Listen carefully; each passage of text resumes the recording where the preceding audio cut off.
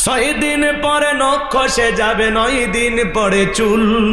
কবর গায়ের সামান নিতে কইরো না কেউ ভুল। 6 দিন পরে নখ খসে যাবে, 9 দিন পরে চুল। কবর গায়ের সামান নিতে কইরো না কেউ ভুল। কবর জায়গা ভালো নয়, কবর জায়গা ভালো নয়। আমল দিয়ে কবর গৃহ সাজিয়ে নিতে হয়। কথা বলে না? 17 দিনে পেট ফেটে শেষ পোকার খাদ্য হবে। 60 দিন পরে গোস্ত থাকবে না, কঙ্কাল পরে রবে। ভাবা যায়, পেটটা ফেটে যাবে, পোকাগুলো কিলবিল করবে, নাক মুখ দিয়ে পোকাগুলো প্রবেশ করবে। সুন্দর চুল, সুন্দর গোস্ত, চামড়া সব খসে যাবে। কি দুর্গন্ধ! মাঝে মাঝে কত মানুষের কবর ভেঙে যায়, লাশটা পচে গেলে কি দুর্গন্ধ বের হয়। আল্লাহ, আমাদের কবর যেন এরকম না হয়। আল্লাহ, আমলের মেডিসিন নিয়ে যেন আমরা ঘুমাইতে পারি। কয়েকদিন আগে এক হাফেজ সাহেবের লাশ পাওয়া গেছে, 12-14 বছর আগে দাফন করেছে। যেমন লাশ তেমনি আছে। 17 দিনে পেট পেটে শেষ পোকার খাদ্য হবে। 60 দিন পরে গোস্ত থাকবে না, কঙ্কাল পরে রবে।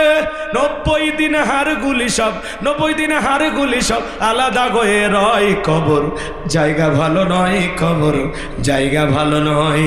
আমল দিয়ে কবর গৃহ সাজিয়ে নিতে হয়। জোরে বলেন মারহাবা। ওই কবরের ভিতরে আপনাকে আমাকে প্রশ্ন করা হবে, মার রব্বুকা, তোমার রব কি? প্রশ্নের ভিতরে রব শব্দ আছে না নাই? জীবনের পরতে পরতে সব জায়গায় রব। কবরে ঢোকা মাত্র আল্লাহ তাআলা ফেরেশতারা আপনাকে আমাকে প্রশ্ন করবেন, মার রব্বুকা, তোমার রব কি? যারা এই দুনিয়ার রবের বিধান মেনেছে, রবকে এদিক খেয়াল করেন, রবের বিধান মোতাবেক চলেছে, যারা এই দুনিয়ার জমিনে রবের গোলামি করেছে, যারা খাঁটি মুমিন মুত্তাকি আল্লাহর প্রিয় নেককার বান্দা, নেক আমল করে কবরে যাবে, যারা কবরের প্রশ্নের সঠিক উত্তর দিতে পারবে, তারা বলুন আল্লাহু আকবার। ওই নেককার মুমিন মুত্তাকি বান্দাকে যখন জিজ্ঞাসা করা হবে, মার রব্বুকা, তোমার রব কি? আল্লাহর সেই নেককার বান্দা জবাব দিয়ে বলবে, রব্বি আল্লাহ, রব্বি আল্লাহ, আমার রব আমার আল্লাহ। আল্লাহু আকবার বলেন। কিন্তু যারা গুনাহগার, নাফরমান, বেঈমান, আল্লাহর অবাধ্য গোলাম, যারা বলেছিল খাও দাও ফুর্তি করো, দুনিয়াটা মস্ত বড়, যারা শয়তানের ওয়াসওয়াসায় পড়ে মিসগাইড হয়েছিল, ভুল পথে পরিচালিত হয়েছিল, ভুল ইনফরমেশন পেয়েছিল, ওই গুনাহ করতে করতে গুনাহের সাগরে হাবুডুবু খাইতে খাইতে মারা যাবে যারা, তাদেরকে যখন প্রশ্ন করা হবে, মার রব্বুকা, তোমার রবকে, তারা ফেল ফেল করে তাকিয়ে থাকবে, উত্তর দেওয়ার ক্ষমতা থাকবে না। এই জন্য কবরে নেক আমল ছাড়া আপনার আমার কোনো দাম নাই। কোন দল করতেন, কোন দলের সভাপতি সেক্রেটারি ছিলেন, কবর এটা দেখে না, কবর দেখে নেক আমল। আপনি রিক্সা চালক, ভ্যান চালকও যদি হন, আপনি যদি কুড়ে ঘরে বসবাস করেন, দিন মজুরও হন, আপনার যদি আমল ভালো থাকে, কবরে আপনার দাম আছে। আর দুনিয়াতে চেয়ারম্যান, এমপি, মন্ত্রী, অনেক কিছু ছিলেন, প্রধানমন্ত্রীও ছিলেন, কিন্তু কবরে চলে গেলেন, নেক আমল ছিল না, কবরে আপনার 4 পয়সা দাম নাই। কথা বলে না কেন? দেখেন না পৃথিবীর জমিনে কত ধরনের ঘটনা ঘটতেছে, আপনারা দেখেন না, রাগ করেন? তাহলে কবরে 1 নাম্বার প্রশ্ন, মান রব্বুকা, তোমার রবকে। যারা রবের গোলামি করেছে, যাদের রবের সাথে সম্পর্ক ছিল, যাদের সম্পর্ক মসজিদ মাদ্রাসার সাথে ছিল, কোরআনের সাথে ছিল, নবীর সাথে ছিল, আল্লাহর সাথে ছিল, কথা বলেন না কেন? জীবন ব্যবস্থা ইসলামের সাথে ছিল, তারা উত্তর দিতে পারবে রব্বি আল্লাহ। কিন্তু যারা খাও দাও ফুর্তি করো, রং তামাশায় বাপ দাদার ধর্মকে মানছে, আল্লাহর ধর্মকে বাদ দিয়া, তারা উত্তর দিতে পারবে না। তাহলে কবরের 1 নাম্বার প্রশ্ন, মার রব্বুকা, জীবনের সব জায়গায় রব, আল্লাহ আমার রব, এই রবই আমার সব। ইন্নাল্লাযীনা ক্বালু রাব্বুনাল্লাহ, নিশ্চয়ই যারা বলে আমাদের রব কে, একটু চিৎকার মেরে বলেন কে? আল্লাহ। আসমানের দিকে শাহাদত আঙ্গুলি উঁচু করে বলেন তো, চিৎকার মেরে বলেন আমাদের রব কে? আরেকটু জোরে বলেন আল্লাহ, আরেকটু জোরে বলেন আল্লাহ, আরেকটু জোরে বলেন আল্লাহু আকবার। এই যে আল্লাহ আল্লাহ বলে ডাক দিলেন, আল্লাহ খুশি না বেজার? বাপকে যদি দেখতেন আব্বা আব্বা আব্বা, আব্বা রাগান্বিত হয়, বলে এই চুপ, বাপ বাপ করিস কেন, তুলে আসার মারবো। মানে যদি বলেন মা মা মা, মাও রাগান্বিত, বলে এই অত মেয়া মেয়া করিস কেন, বিয়ে দিলে 2 বাচ্চার বাবা হয়ে যাবি, মেয়া মেয়া ছাড়লি না। তার মানে কি অতিরিক্ত বাবাকে বাবা বললে বাবাও রাগান্বিত হয়, মাও রাগান্বিত হয়, কিন্তু এমন এক স্রষ্টা, এমন এক মালিক, এমন এক রব, এমন এক আল্লাহ পেয়েছি, কোটি কোটি বার ডাক দিল বিরক্ত হন না, যিনি তিনি কি? যত ডাকবেন আল্লাহ আল্লাহ আল্লাহ তত খুশি হবে বান্দার উপরে। কথা বলে ঠিক না? কিন্তু আমরা আল্লাহকে ডাকি না। এই জন্য আল্লাহ বলেন ইন্নাল ইনসানা লিরাব্বিহি লাকানুদ, মানুষ বড় অকৃতজ্ঞ। ডাইরেক্ট বাংলা ভাষায় যাকে বলা হয় নিয়ামত হারাম। আল্লাহর দুনিয়ার এত নিয়ামত খায়, আল্লাহর শুকরিয়া আদায় করি না, খালি ফেসবুকে লিখি শ্বাস নিচ্ছে আলহামদুলিল্লাহ, সুস্থ আছি আলহামদুলিল্লাহ, কিন্তু জায়গা মতো নাই। কথা কয় না কে? রাগ করতেছেন আপনারা? তাহলে সব সময় জবানে জিকির হবে কার? সব সময় ইবাদত হবে কার? কারা কারা নেক আমল করে কবরে যেতে চান দুই হাত তুলে মালিককে দেখান। আল্লাহ আমাদের সবাইকে নেক আমল করা তৌফিক দান করুন। ছিল বলেন আমিন। আর একটু জোরে বলেন আমিন। কেন আল্লাহর নেক, কেন আল্লাহ তাআলার গোলামি করবেন না? কেন নেক আমল করবেন না? এত সুন্দর নাক, এত সুন্দর চোখ, এত সুন্দর ঠোঁট, এত সুন্দর চেহারা কে দিয়েছে? কে দিয়েছে? লাকাদ খলাকনাল ইনসানা ফি আহসানি তাকওয়িম, বান্দারে বড় সুন্দর আকৃতি দিয়া, সুন্দরতম গঠন দিয়া আমি আল্লাহ আপন কুদরতের হাত দিয়ে তোদের সৃষ্টি করেছি। বলেন সুবহানাল্লাহ।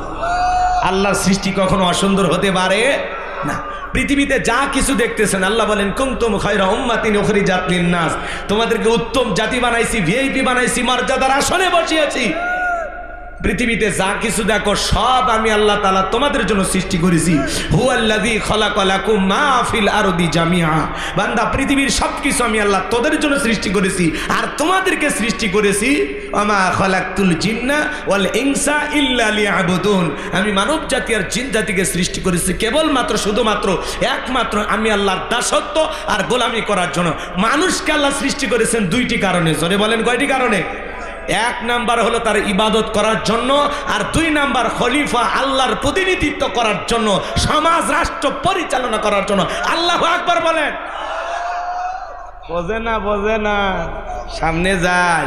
রাগ করতেছেন মনে হয়।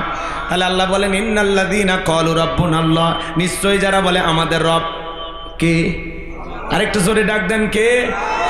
আল্লাহ আমার রব, এই রবি আমার সব, দমে দমে তনু মনে তারি অনুভব। আল্লাহ আমার রব, এই রবি আমার সব, তোমার দুনিয়াতে আমি যেদিকে তাকাই অথই নিয়ামতে ডুবে আসি যে সবাই। তোমার দুনিয়াতে আমি যেদিকে তাকাই অথই নিয়ামতে ডুবে আসি যে সবাই।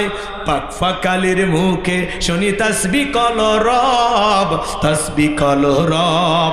আল্লাহ আমার রব, এই রবি আমার সব। জোরে বলেন মারহাবা। গভীর মনোযোগ দিয়ে শোনেন বাজান। তাহলে বলেন তো সকল, এদিক খেয়াল করেন, আমাদের রব কি? আর একটু জোরে বলেন কি? এই পৃথিবীর জমিনে অনেক মানুষকে আল্লাহ যখন জিরো থেকে হিরো বানায়, সাওয়ালা থেকে প্রধানমন্ত্রী বানায়, নিঃস্ব মানুষটাকে যখন সমাজের রাষ্ট্রপতি নেতা সরকার বানায়, ওই মানুষটা ক্ষমতার চেয়ারে বসে আল্লাহকে ভুলে যায়। এই পৃথিবীর একজন মানুষকে আল্লাহ তাআলা জিরো থেকে হিরো বানাইছিল, এর নাম কাবুস। বলকে বলা হয় কীর্তিদের তরফ থেকে নাম ছিল রামসিস। মিশরের বাদশা হওয়ার পর উপাধি নাম হলো ফেরাউন। যে নিজেকে আনা রব্বুকুমুল আলা বলে দাবি করেছিল, বলে আমি বড় প্রভু, আমি বড় খোদা। জোরে কন্না উযবিল্লাহ। আমার ভাইরা, এই কাবুস নামের ফেরাউন ছিল ভবঘুরে যুবক, এলাকায় কোনো কাজকর্ম পাইল না। বাল্যকালের বন্ধু হামানকে নিয়ে মিশরে চলে গেল। ভবঘুরে যুবক মানে বোঝেন না, যারা ইয়াবা ফেন্সিডিল গাছা মদ খায়া গাছক ধাক্কা মারে, কই ভাইজান সাইদ দেন। বউ যদি দরজা খোলে, মুখের বাপ তুমি ঢোলকা, কয় মা তুমি বুঝবা না যে একটু বেশি পরিমাণে মাল খাসি। এরকম মালখোর আছে না নাই? ইয়াবা খাই, ফেন্সিডিল খায়, আছে না ভাই? আছে না? সন্ধ্যাবেলায় ঘরের দরজা বন্ধ করে জিগের ঘরে ইজ্ঞাবা ইজ্ঞাবা ইজ্ঞাবা। মা বাবা চিন্তা করে, বাবা এটা কিসের ট্যাবলেট? জ্বর সর্দি গলা ব্যথা। কই কিচ্ছু বোঝার দরকার নাই, টেকা দে নইলে তোর মাথা ভাড়াবো। সেদিন এক মহিলা হাসপাতালে চিকিৎসা নিতে গেছে, ব্যথার ট্যাবলেটের নাম দিয়া মহিলা আর একটা মহিলাকে ইয়াবা ট্যাবলেট খাওয়াই দিছে। মহিলার এখন বোঝেন না কথা কেন, ওগুলো খাইলে যে কেমন হয় আমি কি বুঝি। ওই মেয়ে খালি উল্টা পাল্টা করতেছে, কয় কিসের ট্যাবলেট খাচ্ছেন? কয় ব্যথার। বোঝেন নাই?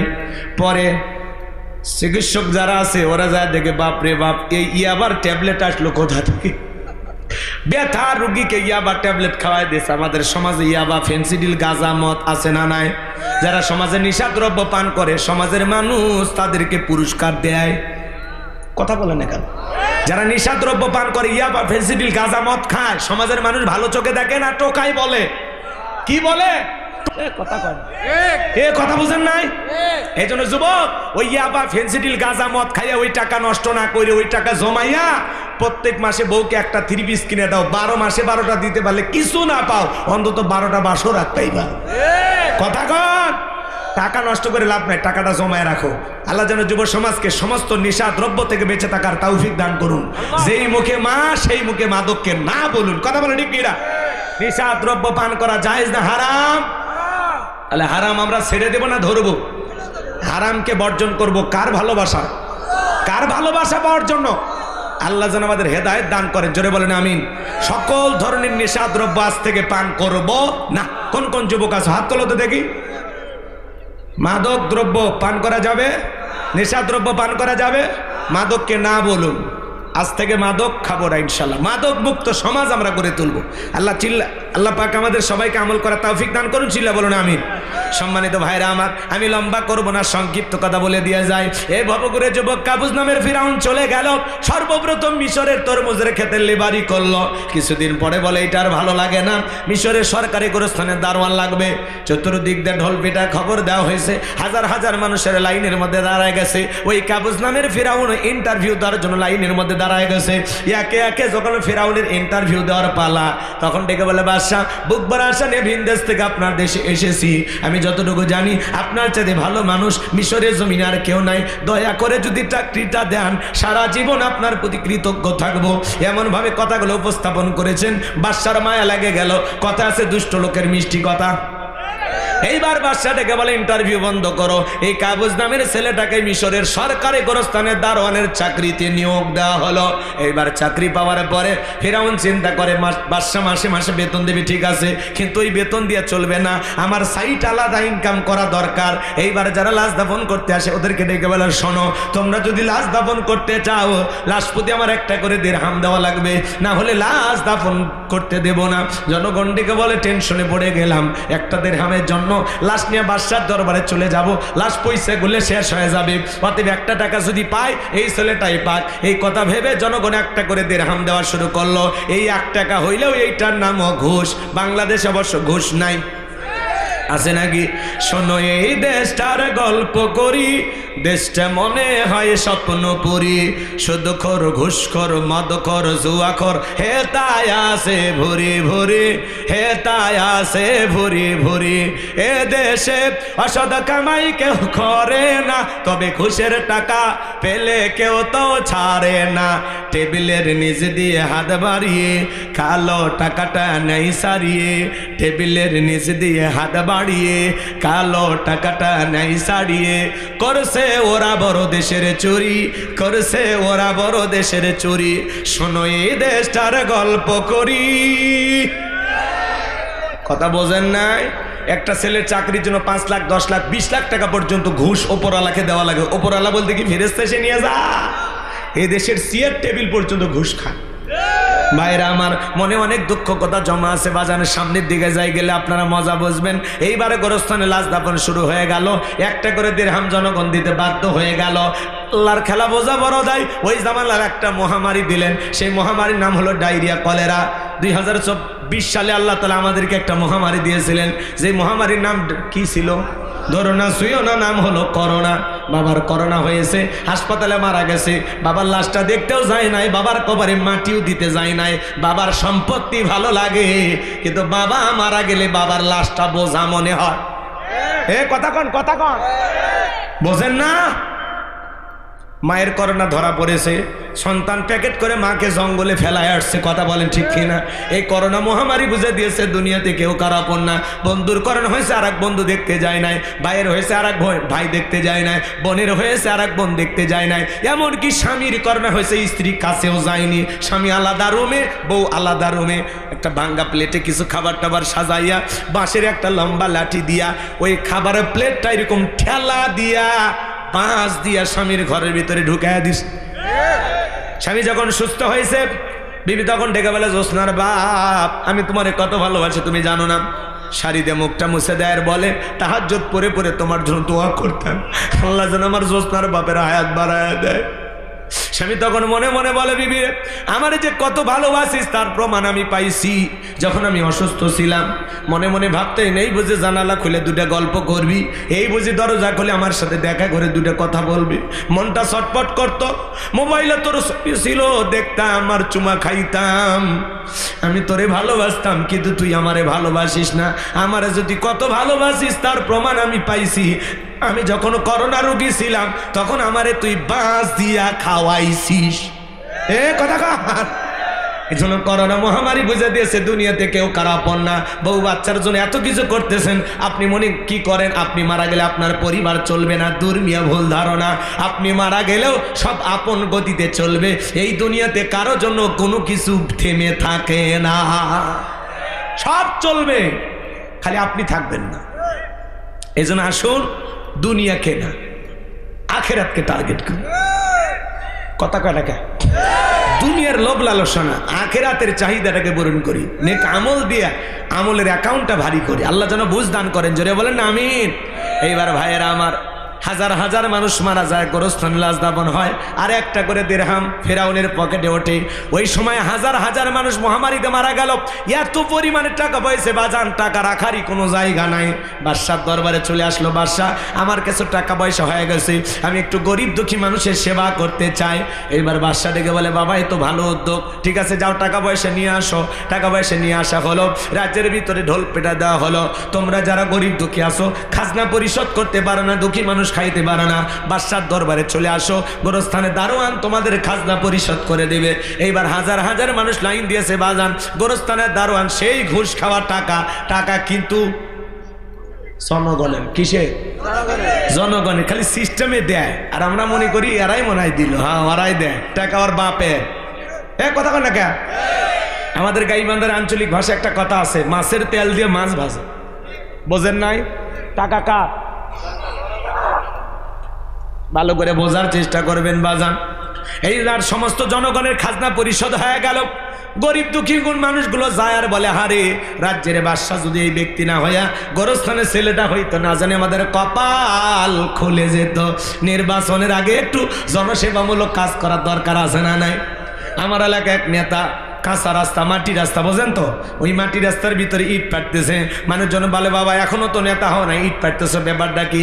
বলে, বৃষ্টি হওয়ার পরে আপনাদের ছেলে মেয়ে স্কুলে যাইতে পারে না, আপনারা হাটে বাজারে যাইতে পারেন না, আপনাদের দুঃখের কথা মনে বলে মাঝে মাঝে রাতে আমার ঘুম আসে না। আপাতত 2 গাড়ি ইট পাড়িয়া দিয়ে গেলাম, আর ভবিষ্যতে আমার মার্কায় সিল মারা যদি একবার নেতা বানাই দিতে পারো, আমার 1 নাম্বার টার্গেট কাঁচা রাস্তা পাকা করে দেব। এই স্লোগান দিয়া জনগণ যখন বিশ্বাস করে ভরসা করে নেতার মার্কায় সিল মানে নেতা ভেনে দেয়, নেতা তখন এলাকায় থাকে না, ঢাকা শহরে বান্ধবী নিয়ে ঘুমা। কথা বলেন, নির্বাচনের মার্কা থাকে যে কয়দিন নেতার আনা গোনা, সেই কদিন অলিতে গলিতে নেতার ছবি এবং সশরীরে নেতাকেও পাওয়া যায়। যেখানে সেখানে বৈশা চা খায়, রাস্তার ভিক্ষুক মহিলাকে 500 টাকা 1000 টাকা দিয়ে বলে, আপনার চেহারার মাঝে আমি আমার মাকে খুঁজে পাই। কথা কন, ওরা তো নেতা না, একটা অভিনেতা। দেখেন একজন ছিল কথা বলার আগে কান্দা দিত, বারবার বললাম ম্যাডাম পদত্যাগ করেন। আল্লাহ বলে, কিসের পদত্যাগ? এরা যে অন্যায় অপরাধ করেছে, শুধু পদত্যাগ না, আমি আল্লাহ এদেরকে দেশ ত্যাগ করতে বাধ্য করব। আল্লাহ ধরে না, আল্লাহ ধরা বড় কঠিন। ইন্না বাতশা রাব্বিকা লাশাদীদ, আল্লাহর পাকড়াও বড় কঠিন। আল্লাহ যেদিন ধরবে মামু বাড়ি দিল্লি গিয়ে পড়বে। কথা বলে ঠিক কি না? 45 মিনিট সময় পাইছিল, 16 বছরের ক্ষমতার সিয়ার তুই পালিয়ে গেছে। আছে বড় বড় কথা বলতে পালাবো না, হারাবো না, আছে ভাই আছে, সেই পালিয়েই গেছে। মাঝে মাঝে কল রেকর্ড ফাঁস হয়, বলে আমি দেশের কাছে আছি, শর্ট করে ঢুকবেনই তো বের হলেন কেন? মমতাময়ী প্রধানমন্ত্রী বলা হতো, আপনার কোটি কোটি অনুসারী সবার মায়া মহব্বত ভুলে কিভাবে এভাবে চলে গেলেন? আপনার মায়া দয়া ছিল না? এক কথা বলেন নাকি আপনারা? ঈশ্বর চাচাকে বলা হয় স্বৈরাচার শাসক। ঈশ্বর চাচা ক্ষমতার থেকে পদত্যাগ করে জেলে গেছে, দেশ ছাড়েনি বাপের বেটা, তার নেতা কর্মীরা কোনো ক্ষতি হয়নি। কথা বলে ঠিক না? দেশ নেত্রী বেগম খালেদা যে জেল খেটেছেন, অসুস্থ হয়ে দেশে পড়েছিলেন, দেশ ছাড়েনি, বাপের বেটি। কাতারের আমির বিমান, এই দিক কাতারের আমির বিমান দেশে, সেই প্লেনে উঠে আল্লাহর বান্দি রাজকীয় ভাবে বিদেশে গেছে চিকিৎসা নেওয়ার জন্য। মারাবা কন, কয়েকদিনের চিকিৎসায় বেগম খালেদা জি এখন একাই হাঁটে, একাই হাঁটে, হাঁটতে পারে। মারাবা কন। তাহলে একজন যায় রাজকীয় ভাবে, আর একজন যায় পালিয়ে। কথা কন। আবার বড় বড় কথা না, বলে আমি দেশে আসবো। আসবেন, ঠিক আছে আসেন। যাওয়ার আগে বলছিলেন, তাহলে আসার আগে বলা লাগবে কেন? যেই দিক দিয়ে মন চায় আসেন। আমরা জানি না মেয়ে মানুষ কতদিন বাইরে থাকবে, আমাদের মায়া দয়া আসে, আপনি আসেন। এই দেশ আপনার স্বামীর, এই দেশ আপনার বাবার। কথা কন ঠিক কি না? ববু আইবা, তুমি আইবা গো, সেই দিন আইসা বুবু ক্ষমতা পাইবা না। এ যুবক চলবে? দুই হাত তুলে বলো চলবে। লিল্লাহে তাকবীর। ববু আইবা, তুমি আইবা গো, সেই দিন আইসা বুবু ক্ষমতা পাইবা না। খোঁজ নাই বুবু কাদের কাকার, অবস্থা খারাপ তোর বেশ বাবার, হাউ নাঙ্কেল এখন সামনে আসে না। নেতা কর্মী সব জেলের ভিতর, আমি আসি ডরের ওপর, কখন জানি আসে গ্রেফতারি পরোয়ানা। বুবু আইবা, তুমি আইবা গো, সেই দিন আইসা বুবু চিয়ার পাইবা না। ক্ষমতার চেয়ার থেকে নামা সহজ, কিন্তু এই চেয়ারে ওঠা কঠিন। 16 বছর লাগছে চেয়ার ছাড়তে। কথা কার? আর আমরা সিদ্ধান্ত নেব আগামীতে আর যাই হোক কোন নারীকে এই দেশের প্রধানমন্ত্রী বানাবো না। আগামীতে বাংলাদেশের পুরুষ হবে প্রধানমন্ত্রী। কারা কারা চান হাত তুলে দেখা। লিল্লাহে তাকবীর, লিল্লাহে তাকবীর। হ্যাঁ, নারীদের দেখার দিন শেষ। আগামীতে পুরুষের বাংলাদেশ। পুরুষ হবে আমাদের অভিভাবক, যেই দলেরই হোক, পুরুষ নেতা চাই। মেয়েদের রাগ বেশি, জেদ বেশি। দেখেন না, স্বামীর সাথে ঝগড়া লাগে, হাড়ি পাতিল ভাঙে ফেলে দেয়, স্বামী তুলে আসার মারে, একটু নির্বিষ হয়ে গেলে নারী নির্যাতনের মামলা দেয়। কথা কর। 16 বছর ঘর জামাই ছিলাম, কিচ্ছু বলতে পারি। এই জন্য সামনে পুরুষ দরকার। চলবে চলবে না কি? ঘুম ছাড়ছে তো? চলেন বাজান, অনেক কথা বলার আছে, এই জন্য যার তার কথা বিশ্বাস করা যাবে না। ওই জন্য আগে বললাম, মার্কা থাকে যে কয়দিন, নেতার আনা গোনা সে কয়দিন, নির্বাচনের ওই কয়দিন যেভাবে এলাকায় চুষে বেড়ায়, অলি গলি পাওয়া যায়, বাকি 5 বছর পাস করার পরে ওইভাবে যদি এলাকা ঘুরে বেড়াইতো, নেতার ভোট চাওয়া লাগতো না। নেতার মার্কায় সিল মেরে প্রত্যেক বছর মানুষ নেতা বানাইতো। কিন্তু ভোটের সময় কাছে আসে আর পাস কথা কন না কে বোঝেন নেই? ভোটের আগে রাস্তার ভিক্ষুক ফকির মিসকিন সবাইকে চাপে ধরে, ইমোশনাল ডায়লগ দেয়। কিন্তু নির্বাচিত হওয়ার পরে নেতা কোট টাই স্যুট পরে দামি গাড়ি নিয়ে এলাকা আসে, পাঁচারু গাড়ি নিয়ে। নেতার কাছে যায়, যদি কেউ একটু টাচ করে, এই জানিস বেটা এই কোটের দাম কত? ফাজিল, সিঙ্গাপুর থেকে নিয়ে এসেছি, 5,32,200 টাকা। কথা কয় না কে? তখন জনগণ টাচ করবে, দেয় না টাচ। আর নির্বাচনের আগে রাস্তার ভিক্ষুক নাই, গরিব নাই, দুঃখী নাই, সবাইকে চাপে ধরে। মানুষ কয় যে মানব দরদি নেতা, সাক্ষাৎ উমরের ছোট ভাই। কথা কয় না কে? এগুলো হলো সব আবেগ, আবেগ। ভাগ করে সামনের দিকে যায় আমার ভাইয়েরা, এজন্য ওদেরকে সেনা বড় দায়। ওরা নানান ধরনের ভ্যাস ধারণ করবে নির্বাচনের আগে, ওদের ভ্যাস দেখে ভোলা যাবে না। আর আমাদের দোষ আছে, নির্বাচনের আগে 500 টাকা 1000 টাকার বিনিময়ে আমরা ভোটটা বিক্রি করে দিই। এমনও মুসলমান আছে না নাই? আমার এক নানি ছিল, নির্বাচনের পরে আমি এলাকায় গেছি, আমারে বলে নানা দোয়া করিস। কেন? কয় এক রাতে 4200 টাকা কামায়। কেমনি ভাইলি নানি? বলে যে নির্বাচনের আগের রাত, যেটাকে বলা হয় কালো রাত, ওই রাতে আমার দরজা এসে নক করে, নানি বাড়িতে আসিস? বলে হ্যাঁ আসি। কয় আমি অমুক মার্কার লোক, 500 টাকা দিলাম, ভোটটা আমারে দিবি। এই কথা বলে যত মার্কার লোক আসছে, নানা কারো মন বেজার করিনি। 2 দিন পরে কবরে যাব, কার মনে দুঃখ দিব? সকালবেলা গুইনে দেখি 4200 টাকা কামায়। যেই দেশের জনগণ নির্বাচনের আগে 500 টাকা 1000 টাকার বিনিময়ে নিজের ভোটটা বিক্রি করে, এমন জনগণ দিয়ে দেশে ইসলাম কায়েম করা যাবে না। এক পাগল তেঁতুল গাছের নিচে হাত তুলে বলে, আল্লাহ এই তেঁতুল গাছের রাজশাহীর ফজলিয়াম দে, রংপুরের হাড়িভাঙ্গা দে, চাঁপাই নবাবগঞ্জের কাটিমন দে, নওগাঁ পাহাড়ের আমরুপালি দে। আল্লাহ তখন বলে, পাগল রে চোখটা খুইলে দেখ কোন গাছের নিচে দোয়া ধরেছিস, তেঁতুল গাছের নিচে দাঁড়াইয়া কিয়ামত পর্যন্ত আম চাইলে যেমন পাওয়া যাবে না, নির্বাচনের আগে নিজেকে বিক্রি করে এক প্যাকেট বিড়ির কাছেও বিক্রি করে এমন জনগণ দিয়ে দেশে ইসলাম কায়েম করা যাবে না। উমরের মতো শাসক পাওয়া যাবে না। কথা বলে ডেকে এরা তালুকদার বংশের মতো যদি কলিজা বড় হয় হাতটা তুলে কি ওয়াদা দিতে পারবে নির্বাচনকে কেন্দ্র করে কোনোদিন চা বিড়ি পান সিগারেট খাবে না? হাত তুলে দেখান, কি ওয়াদা ঠিক থাকবে? মাঝে মাঝে হাত তোলে নি যারা ভোট বিক্রি করে, হাত তোলেন না কে? হাত তোলেন না কে? 500 টাকা দিয়ে আপনার কেনা যায়? রাগ ভাষায় না ভালো করে করছি। পুরুষ মানুষ কেনা যাবি টাকা দিয়ে?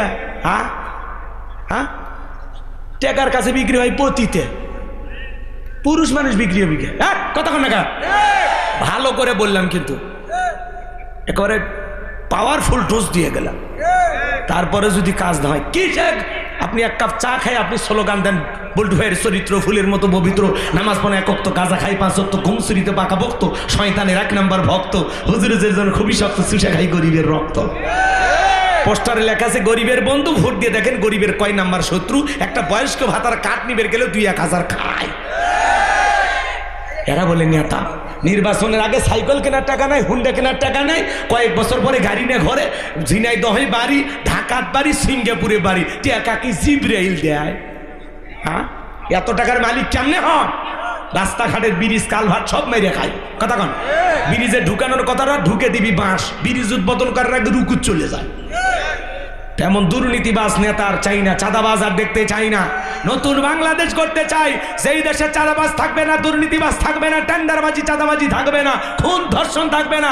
নতুন বাংলাদেশ করতে চাই। বারবার মার খাবো, রক্ত দিব, দেশটাকে শোষণ করে লুটে পুটে খায়, আর আমেরিকা লন্ডনে বাড়ি করবে। নেতা দেশি, বাড়ি হলো বিদেশি। এই বেটা ওই দেশে যা, এই দেশে আসিস কেন তোরা? দেশের জনগণ চুষে খাইয়া শেষ করে ফেলে, দেশে লুটে পুটে সব কাজ। চলেন সামনের দিকে, আরো কিছু গুমর ফাঁস করে দেব। রাগ করেন নাকি আপনারা?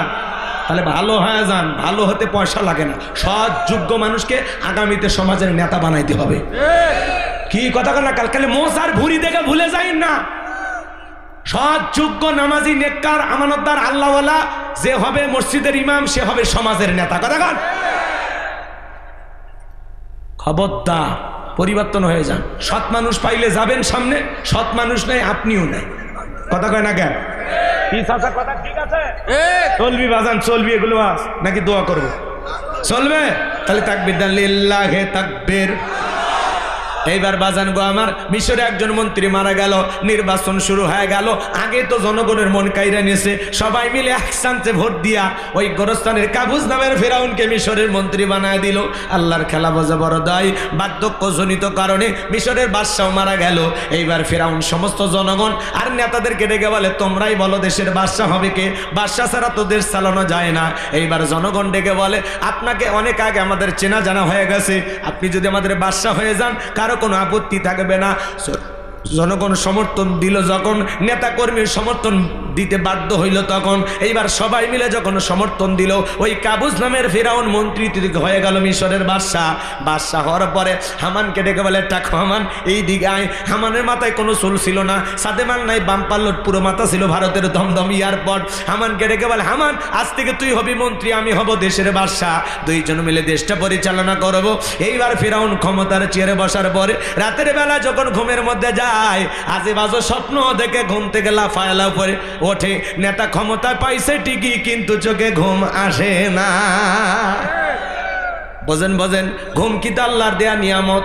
গরিব রিক্সা চালায়, ভ্যান চালায়, বউকে কোলে নিয়ে ঘুমায়, আর ধনী দাউকুরেলের সম্পর্ক 4টা ঘুমের ট্যাবলেট খায়, এরপরে রাত 2টার দিকে চোখ খুলে তাকায় থাকে। আর গরিব রেল স্টেশনে মাথার তলে ইট দিয়ে ঘুমায়, নাকের দাগ কি ট্রাকের ইঞ্জিন ফেল আছে না, আছে না? রাগ কইরেন না, রাগ কইরেন না। গরিবকে আল্লাহ 2টা স্পেশাল নিয়ামত দিয়েছে, একটা হলো ঘুম আর একটা খাওয়া রুচি। কথা কয় না?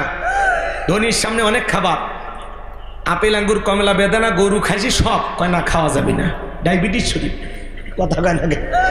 কেনার টাকা আছে কিন্তু খাওয়া রুচি না, আল্লাহ খাবার সীমিত করে দিছে। আর গরিব তাকায় বলে খাওয়া বলে যাবি না, একবার খালি আমাকে দিয়ে দেখ, অটো মানে ধান ভাঙ্গা অটো মেশিনের মতো সব খায় ফেলে দেবো। কথা কন ঠিক কিনা? গরিবের খাওয়ার রুচি আছে, কেনার টেকা নাই। ধনীর কেনার টেকা আছে, খাওয়ার রুচি নাই। গরিবের বিছানাপত্র দামি নয় কিন্তু ঘুম আছে, আর ধনীর বিছানাপত্র দামি আছে, লাখ টাকার খাট আছে কিন্তু চোখে ঘুম নাই। তাহলে আল্লাহর কাছে খুশি না বেজার? তাহলে একটু জোরে বলেন আলহামদুলিল্লাহ। ফেরাউনের চোখে ঘুম নাই, আজে বাজে স্বপ্ন দেখে লাফালাফ ওঠে। তার দরবারে জ্যোতিষী ছিল 400। এই 400 জ্যোতিষীর লিডারের নাম হলো দবিরা, বয়স হলো 320 বছর। ডাইকা বলে, দবিরা রে এই দিকে আয়। কেন জানি রাতের বেলা আজে বাজে স্বপ্ন দেখে ঘুমায় উঠি, আমি কিছুই যেন বুঝতে পারতেছি না, আমার জন্য কি হয়ে গেছে। তাড়াতাড়ি করে গবেষণা করে দেখো কেন আমি উল্টা পাল্টা স্বপ্ন দেখি। এইবার দবিরা গবেষণা করে বলতেছে, নেতা যদিও আপনি ছিলেন ভবঘুরে যুবক, তরমুজের ক্ষেতের লেবার, গোরস্থানের দারোয়ান, এরপরে মন্ত্রী, বর্তমান রানিং বাদশাহ, আঙ্গুল ফুলা কলার গাছ, কিন্তু আপনার ভবিষ্যৎ জীবন বড় অন্ধকার। আগামী 3 মাসের মধ্যে বনি ইসরাইল সম্প্রদায়ের ভিতরে একটা মুসা নামের ছেলে জন্মগ্রহণ করবে। ওই মুসার কারণে রাজত্ব পাওয়ার ক্ষমতা কোনো কিছু থাকবে না। নেতারে এমনকি আপনার জীবন যাওয়ার সম্ভাবনাও দেখা যায়। এই কথা শোনার পরে ফেরাউনের মাথা ঠান্ডা না গরম? যদি বলতো মুসা আসবে খানকা বানায় বসে বসে জিকির করবে, তাহলে মাথা গরম করতো না।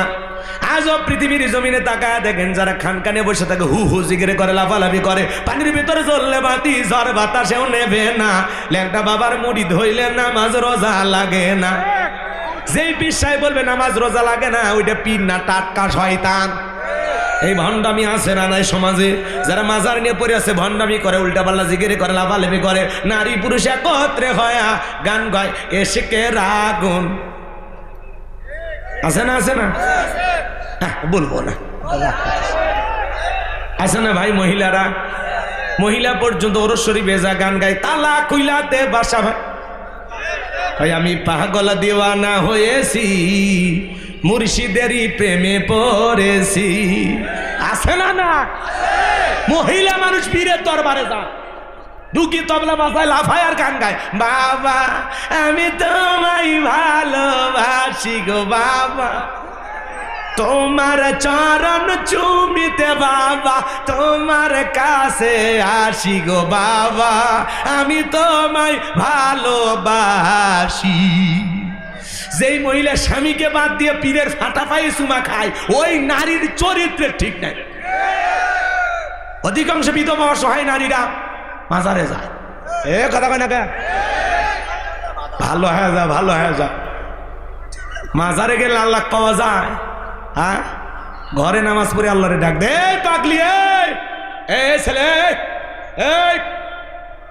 আরে ধরেন তো, ধরেন তো। 12টার আগে উঠবেন না। ওই সিরিয়ালের লোক এখন আছে নাকি? ওদেরকে তো সাইড করে দিছি, একজন উঠবেন না, কাউর উঠতে দেবেন না, টাইনে বসায় দেবেন। তাকবীর দেন, লিল্লাহে তাকবীর।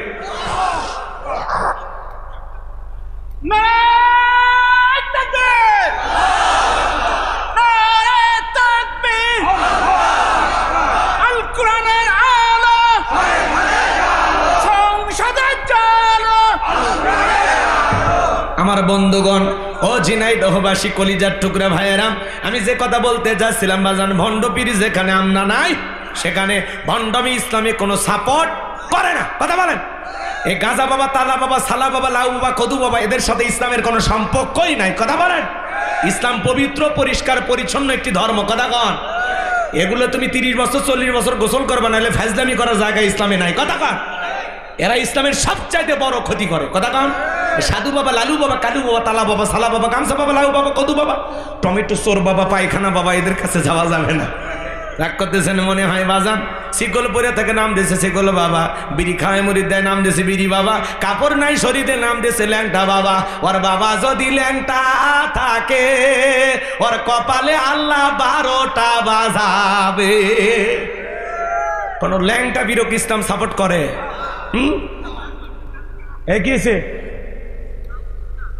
কিছু কইবা না, চুপচাপ থাকো, বেশি কথা বলে মাথা গরম হয়ে যাবে। কথা আমার ভাইরা চলেন সামনের দিকে যায়। তাহলে এদিক খেয়াল করেন, যারা ভণ্ডামি করে দুনিয়ার জমিনে খানকা নেমাজ আনে বসে থাকে, ওদেরকে কেউ টার্গেট করে না। যারা আল্লাহর জমিনে আল্লাহর দ্বীনকে প্রতিষ্ঠিত করতে চায়, কোরআনের সমাজ ব্যবস্থা কায়েম করতে চায়, আল্লাহর বিধান দিয়ে জমিনটা পরিচালনা করতে চায়, তাদেরকে টার্গেট করে করে জেলখানায় ঢোকানো হয়। ভালো করে বুঝবেন। এইবার শোনেন শোনেন, এইবার শুনে যান। এইবার ফেরাউন টেনশনে পড়ে গেল, কি করা যায় কি করা যায়। হামানকে ডেকে বলে, হামান এই দিকে আয়। দবিরা কি বললো শুনলি না? বলে কি বলেছে? বলে মুসা নামের একটা ছেলে আসবে, তার কারণে রাজত্ব পাওয়ার ক্ষমতা থাকবে না, এটা তো মেনে নেওয়া যায় না। দবিরা ডেকে বলে, নেতা টেনশন নিবার কোনো কারণ নাই, মাইট ইজ রাইট, জোরজার মুল্লুক, তার পাওয়ার রাজত্ব ক্ষমতা যার হাতে, সে সমাজ রাষ্ট্রে যা বলবে তাই হবে। বলে কি করতে চাস? বলে মিশরের ক্ষমতা যেহেতু আমাদের হাতে, আমরা পরিষ্কারভাবে একটা কথা ঘোষণা করতে চাই, যত ছেলে সন্তান জন্মগ্রহণ করবে সবাইকে জবাই করে করে দুনিয়ার বুক থেকে বিদায় করে দেব, তাহলে আপনার শত্রু মুসার আগমন ঘটবে না। ফেরাউন ডেকে বলে, হামান রে, আসলেই তোর মাথায় বুদ্ধি আছে, তবে শোন, ছেলেগুলোকে জবাই করবি, মেয়েগুলোকে জবাই করবি না, কারণ ছেলেদের মধ্যে আমার শত্রু আছে, মেয়েদের মধ্যে কোনো শত্রু নাই। তার মানে সরে হলেও মানুষ ভালো, মোবাইল নিয়ে গেল, সিম কার্ড খুলে দিয়ে গেল। কথা বলে ঠিক কে না?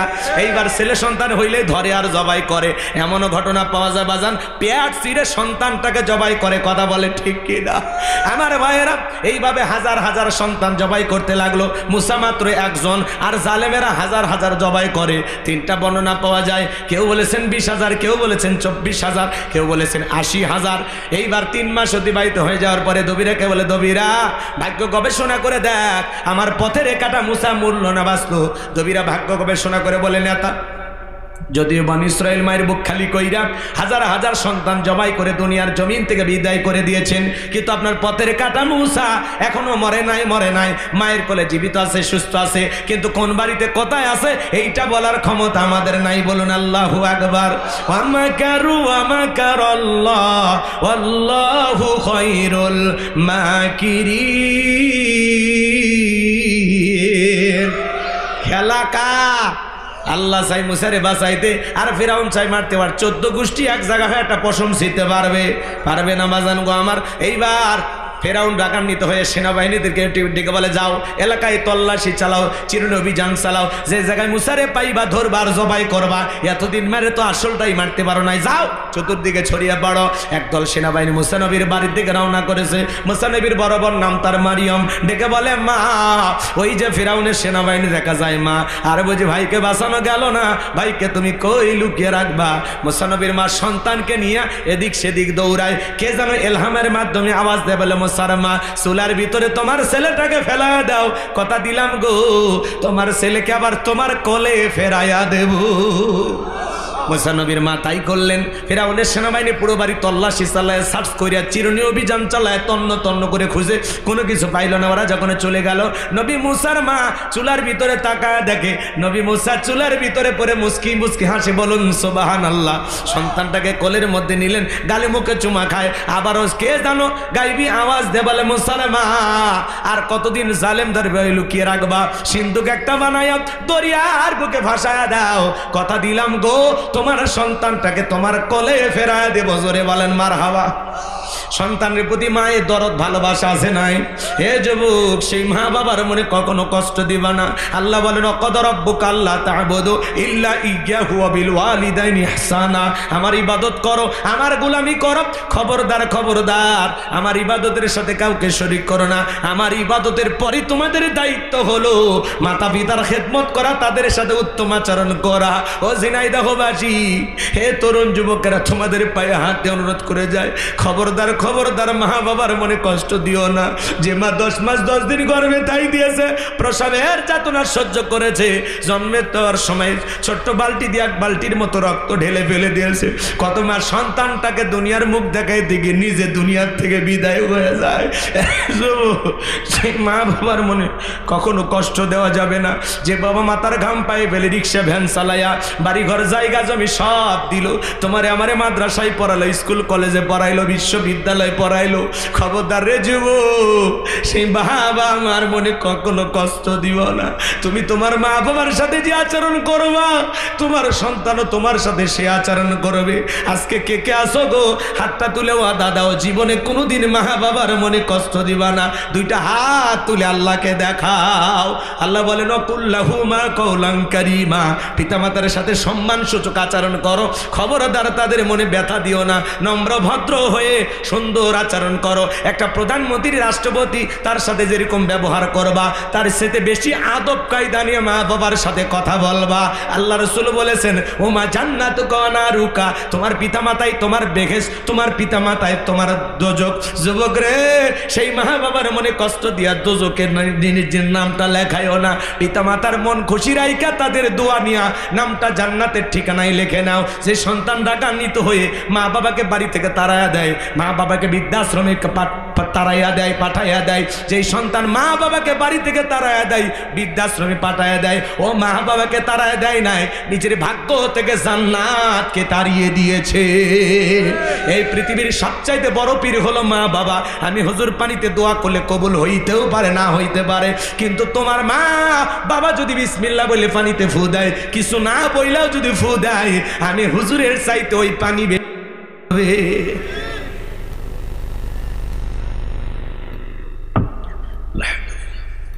কষ্ট হয়। তুমি তোমার মা বাবাকে যদি ব্যথা দাও, তোমার সন্তানও ব্যথা দেবে। তাদেরকে তুমি খাইতে দিলে তোমার সন্তানও তোমারে খাইতে দিবে। তাদেরকে তুমি আলাদা করে না খাইতে দিলে তোমার সন্তানও তাই করবে। ভাই, পিতা মাতার ওয়াজ করলেও 2 ঘন্টা করা যায়, ওই দিকে যাওয়ার কোনো সুযোগ জ্ঞানী লোকের জন্য অল্পই যথেষ্ট, তাই না বাজার? মা বাবার মনে কখনো ব্যথা দিব না। পিতা মাতা অনেক বড় নিয়ামত, আমাদের বটবৃক্ষ। যারা মা বাবা হারায় ওরা ব্যথাটা বোঝে। কথা বলেন। এই যে আমি বাসায় যাব, বউ তাকায় থাকবে হাতে স্বামীর কি আছে, শ্বশুর শাশুড়ি তাকায় থাকবে হাতে কি আছে, কিন্তু মা বাবা চেহারাটার দিকে তাকায় থাকে আমার সন্তানটা কেমন, কিছু খাইছে কিনা। কথা বলেন। যতবার ফোনে কথা বলি, মা বাইরে আসি দোয়া করেন, বলে বাবা খাইছো নাকি, খাইছো নাকি, খবর নেই। কথা কয় নাকি? আর বউ বাচ্চা ফোন দিয়ে বলবে হাদিয়া ঠিকঠাক দিছে, পাইছো, টাকা পাইছো। কথা কয় না খে? ওদের খালি টাকার ধান্দা। হ্যাঁ, আমার বিকাশে টাকা নেই, টাকা পাঠায় দাও। আমার মোবাইলে রিচার্জ নাই, রিচার্জ পাঠায় দাও। সন্তান এটা লাগবে, ওইটা লাগবে, সারাদিন খালি পায় না। কথা কয় না? কথা কয় না? কসমেটিক ফুরিয়ে গেছে, এটা দাও, ওইটা দাও, এইটা দাও, ওইটা দাও। চাহিদা পূরণ করতে করতে আমাদের জীবন যৌবন সব শেষ। তা আমাদের মন পাওয়া যাবে না। খালি একবার যদি বলেন এটা হবে না, কোনটা দিছো শান্তি মতো, প্রত্যেকটা নিতে ঝগড়া করা লাগছে। তোমাকে আমি চিনি না, তোমার সাথে বিয়ে আমার জীবনটা শেষ হয়ে গেছে। রে কান্দন আর অভিনয় রে ভাই, পরে পরে ওদেরকে একটু পরে সাইজ করবো, রাগ করতেছেন। মহিলাদের একটু আজ হওয়ার দরকার আছে না? না, সামনের দিকে যায়। যুবকদেরকে একটু নাড়া দেওয়া লাগবে, ওদেরকেও সাইজ করা দরকার আছে না? নাই, সামনের দিকে যায়। আমার ভাইরা কথা মনোযোগ দিয়ে শুনবেন বাজান। এইবার মুসা নবীর মা টেনশনে পড়ে গেল, সিন্দুক পাবে কোথায়। সকালবেলা কে যেন ডাইকা বলে মিস্ত্রি লাগবে। মা, আমি একজন মিস্ত্রি। মুসা নবীর মা ডেকে বলে, কে গো মিস্ত্রি, তুমি এদিকে আসো, কি বানাইতে পারো বলো। মিস্ত্রি ডেকে বলে, মা আপনি যদি মনে করেন এমন একটা সিন্দুক আপনার দরকার, যেই সিন্ধুকের ভেতরে আপনার সন্তানকে তুলে দরিয়ার বুকে ভাসায় দিবেন, আপনি চাইলে আমি এরকম সিন্ধুক বানায় দিতে পারি। মুসা নবীর মাটিকে বলে, মিস্ত্রি তুমি তোমার মনের কথা বলেছো, এরকম একটা সিন্ধুক তো আমার দরকার। মিস্ত্রি ডেকে বলে, মা ভিতর থেকে একটু পানি নিয়ে আসেন, যন্ত্রপাতি আছে ধার দেওয়ার জন্য, পানি লাগতে পারে, এবার না হলেও চলবে। এইবার মুসা নবীর মা ভিতর থেকে পানি নিয়ে এসে তাকায়া দেখে মিস্ত্রি সুন্দর একটা সিন্দুক বানায় দাঁড়িয়ে আছে। জোরে বলেন মারহাবা। সিন্দুকটা হাতের মধ্যে দিয়ে মিস্ত্রি দৌড়ায়, পিছন থেকে ডেকে বলে, মিস্ত্রি লোহার পয়সাকে নিবা না, কাঠের পয়সাকে নিবা না, তোমার পারিশ্রমিকের দামটা কি নিবা না। মিস্ত্রি ডেকে বলে, মা যারা বিপদে পড়ে আমি তাদের উপকার করি, বিনিময়ে টাকা পয়সা গ্রহণ করি না। মুসা নবীর মা ডেকে বলে, মিস্ত্রি এই বিপদের দিনে এত বড় উপকার করলা, টাকা পয়সা কিছুই নিলা না, অন্তত তোমার নামটা বলে যাও, মাঝে মাঝে তোমার কথা মনে হলে আল্লাহর কাছে তোমার জন্য দোয়া করব। মিস্ত্রি বলে, মা আমি দুনিয়ার সাধারণ কোনো মিস্ত্রি না, আমি আল্লাহর ফেরেশতা, আমার নাম হলো জিবরাইল। সিন্ধুকের ভিতরে নবী মুসাকে তুলে দরিয়ার বুকে ভাসায় দিল। আমি মারিয়মকে বলে, মা সিন্ধুকটা ভাসতে ভাসতে কই যায় খবর নিবি। ওই দিন বিকেলবেলা ফিরাউন তার প্রিয়তমা স্ত্রী আসিয়াকে নিয়ে আসতে সমুদ্রের সৈকতে হাওয়া খাইতে। মাঝে মাঝে বউকে নিয়ে আপনারা বিনোদন করবেন, হালাল বিনোদনে কোনো বাধা নাই। মাঝে মাঝে বউকে নিয়ে কক্সবাজার ঘুরতে যাবেন। পর্দা কইরা, হ্যাঁ বোরকা পরে পর্দা করে, ফরজ পর্দা মাইনাম, কথা বোঝেন নাই? অকরনা ফি বুয়ুতিকুন্না ওয়ালা তাবাররাজনা তাবাররুজাল জাহিলিয়াতিল উলা, নারীরা তোমরা ঘরের ভিতর অবস্থান করো, খবরদার জাহিলিয়াতের যুগের মেয়েদের মতো নোংরা অশ্লীল পোশাক পরে নিজের দেহকে প্রদর্শন করো না।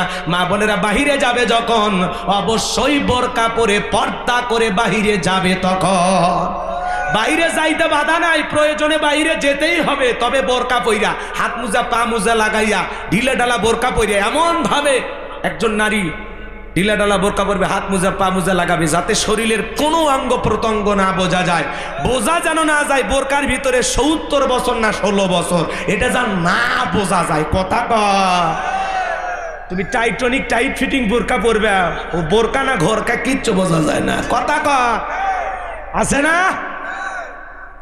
বোরকা পড়ছে কিন্তু এত টাইট, এ কথা কয় না কে? রাগ করেন না বাজান, মন খারাপ করবেন না। মা বোন যারা বসে আছেন, মা খবরদার বেপরদায় চলবেন না, মা নিজের অঙ্গ প্রত্যঙ্গ মানুষকে দেখাবেন না, মা আপনার জীবনের সব সৌন্দর্য দেখার পৃথিবীতে একটা পুরুষের অধিকার, তার নাম হলো স্বামী। যত পারো তোমার ওই মন্টুর বাপকে দেখাও, কথা কয় না? সব পারো, শাহজালালের বাপকে খুশি কর, লিটনের বাপ খুশি কর, রুবেলের বাপ, বাদশার বাপ, কথা কয় না কে? হ্যাঁ, তোমার হাসানের বাপ খুশি কর। আগলি বোঝে না, সাজে অন্য মানুষের জন্য। সন্তানেরা ঘুম আসবে, আস্তে করে যাবেন, ড্রেসিং টেবিলের সামনে বসবেন, চেহারাটা সুন্দর করে পরিষ্কার করে ধুইয়া যা মনে চাই সাইজে গুইজে বসে থাকবেন। দরজা খোলা মাত্র স্বামী যেন আপনার চেহারার দিকে তাকাইয়া বলে, পরে না চোখের পলক, কি আমার বইয়ের রূপের ঝলক। আপনাকে দেখে যেন আপনার স্বামী আনন্দিত হয়, খুশি হয়, তার জীবনের সমস্ত ক্লান্তি, সারাদিনের কষ্ট সে যেন ভুলে যায়। পাগলি বোঝে না, সিরিয়া 3 পিস করে ঘুম পারে, এ কথা কয় না কে? হ্যাঁ,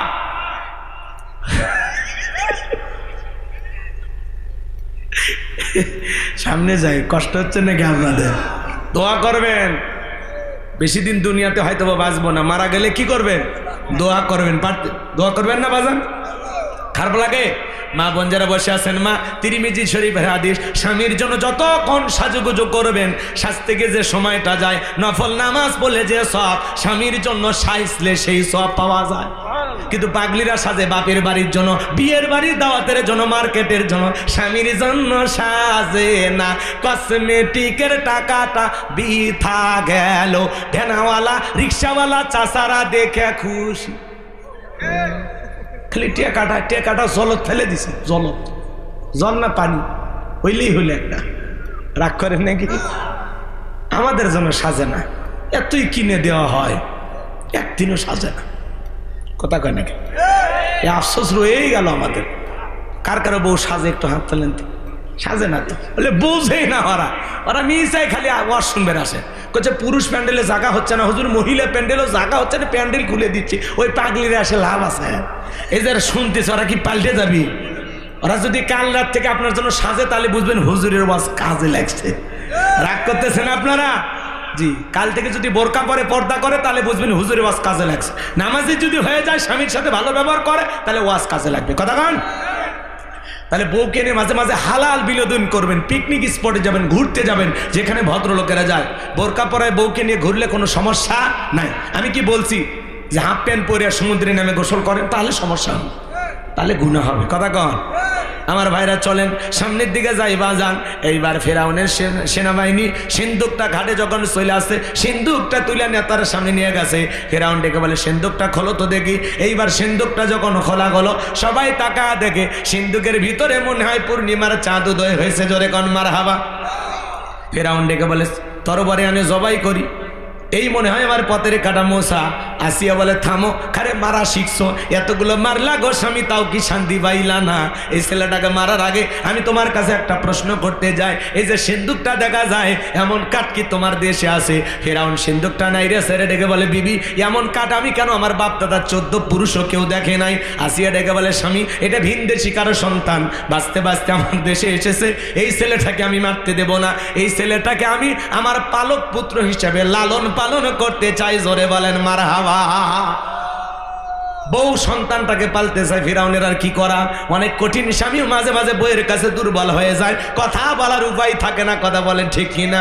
আসিয়া বলে স্বামী এই ছেলেটাকে আমরা পালক পুত্র হিসেবে লালন পালন করব, রাজ্যের ভিতরে ঝোল পেটাইয়া দাও। ফিরাউনের ছেলে সন্তান যে দুধ পান করাবে মাসে মাসে বেতন দেওয়া হবে। ঘটনা তাই ঘটানো হলো, ঝোল পিটাইয়া দেওয়া হলো। হাজার হাজার মহিলারা আসছে, নবী মুসাকে কোলের মধ্যে নাই, স্তন খুলে মুখ লাগায় দেয়। আল্লাহর নবী মুসা কোনো মহিলার স্তনে দুধ পান করে না, জোরে বলেন মারহাবা। সমস্ত নারীরা যখন ব্যর্থ হয়ে চলে গেল, ওই যে মুসা নবীর বড় বোন নাম হলো মারিয়ম, ঈসা নবীর মায়ের নাম মারিয়ম, আর মুসা নবীর বড় বোন ছিল তার নামও মারিয়ম। কথা কি বোঝে? এইবার মারিয়ম বলতেছে ও রানী আসিয়া, আমার কাছে এমন একটা ধাত্রীর খবর আছে, অবশ্যই এই ছেলেটা তার দুধ পান করতে পারে, তাই নাকি? বলে হ্যাঁ। এইবার দুইজন লোক পাঠাইয়া নবী মুসার মাকে ফিরাউনের দরবারে নিয়ে এসে গেল। নবী মুসার মা সন্তানটাকে কোলের মধ্যে নিয়ে যখন স্তন খুলে মুখ লাগাইছে, নবী মুসা মায়ের স্তনে দুধ খাওয়া শুরু করেছেন। বলুন সুবহানাল্লাহ। শিশুকাল থেকে নবীদের জ্ঞানী বানিয়েছেন তিনি কে? আসিয়া বলে আপনার বেতন ডাবল, থাকার কোয়ার্টার ফ্রি। নবী মুসার মা ডেকে বলে আসিয়া ও রানী, সন্তানকে যদি দুধ পান করাইতে চান আপনার বাড়িতে নয়, সন্তান থাকবে আমার বাড়িতে। বলে আমি তাতেই রাজি আছি, তাতে কোনো আপত্তি নাই। মাঝে মাঝে সন্তানটা আমারে দেখায় যাবেন। কথা আছে মায়ের চাইতে মাসির দরদ বেশি, কথা বলেন ঠিক কিনা? নবী মুসার মা পৃথিবীর প্রথম মা, যে মা তার আপন সন্তানকে দুধ পান করানোর বিনিময়ে মাসে মাসে বেতন পেয়েছিল। জোরে বলেন মারহাবা। দুধ পান করানো হয়ে গেল, নবী মুসা চলা ফেরার বয়সে উপনীত হয়েছে। আসিয়া একদিন ডেকে বলে ফেরাউন, স্বামী আমার সন্তানটাকে কোলে নাও, মানুষ দেখলে মনে করবে ছেলে তোমার না, ধর একটু কোলে নাও তো। মাঝে মাঝে দেখবেন মা বোনেরা বিরক্ত হয়ে গেলে, রাগান্বিত হয়ে গেলে বাচ্চার স্বামীর কোলে দিয়ে বলে ধরো তো, সামলাও তো, বাপের মতো খারাপ, বাপও জ্বালায় এইটাও জ্বালায়, বাপও হারামি, ছেলে হয়েছে ডবল হারামি। মানে সন্তান খারাপ হলে বাপের 14 গোষ্ঠী উদ্ধার করে, কয় বাপ দাদা চাচার কিচ্ছু ছাড়েনি। আর যদি ভালো হয় বলে মা যে ভালো, ভালো হলে সব গুণ মায়ের হোক, পাগলিরাই ভালো থাক, আমরাই অপরাধী হই। মাইনা নিলাম যা, কথা কয় না কে? হ্যাঁ, অপরাধ মাইনা নিলাম। আল্লাহ আমার মা বোনের হেদায়েত দান করেন, জোরে বলেন আমিন। চলেন না বাজান, সামনের দিকে যাই। এইবার সন্তানটাকে কোলের মধ্যে নিয়ে নবী মুসার কি সুন্দর চেহারা দেখে মায়া লাগে গেছে। কাপের হওয়ার পরে চুমা খাওয়ার আগ্রহ জাগছে। নবী মুসার দিকে যখন ঠোঁটটা বাড়াইতে চায়, কষি হাতে এমন একটা থাপ্পড় গালের মধ্যে বসায় দিয়েছে, চিৎকার মেরে উঠছে। আশেপাশে লোকজন দৌড়ে আসে, বলে নেতা এত জোরে চিৎকার মেলেন, ব্যাপারটা কি? বলে আমার চেহারা দেখে বোঝো না?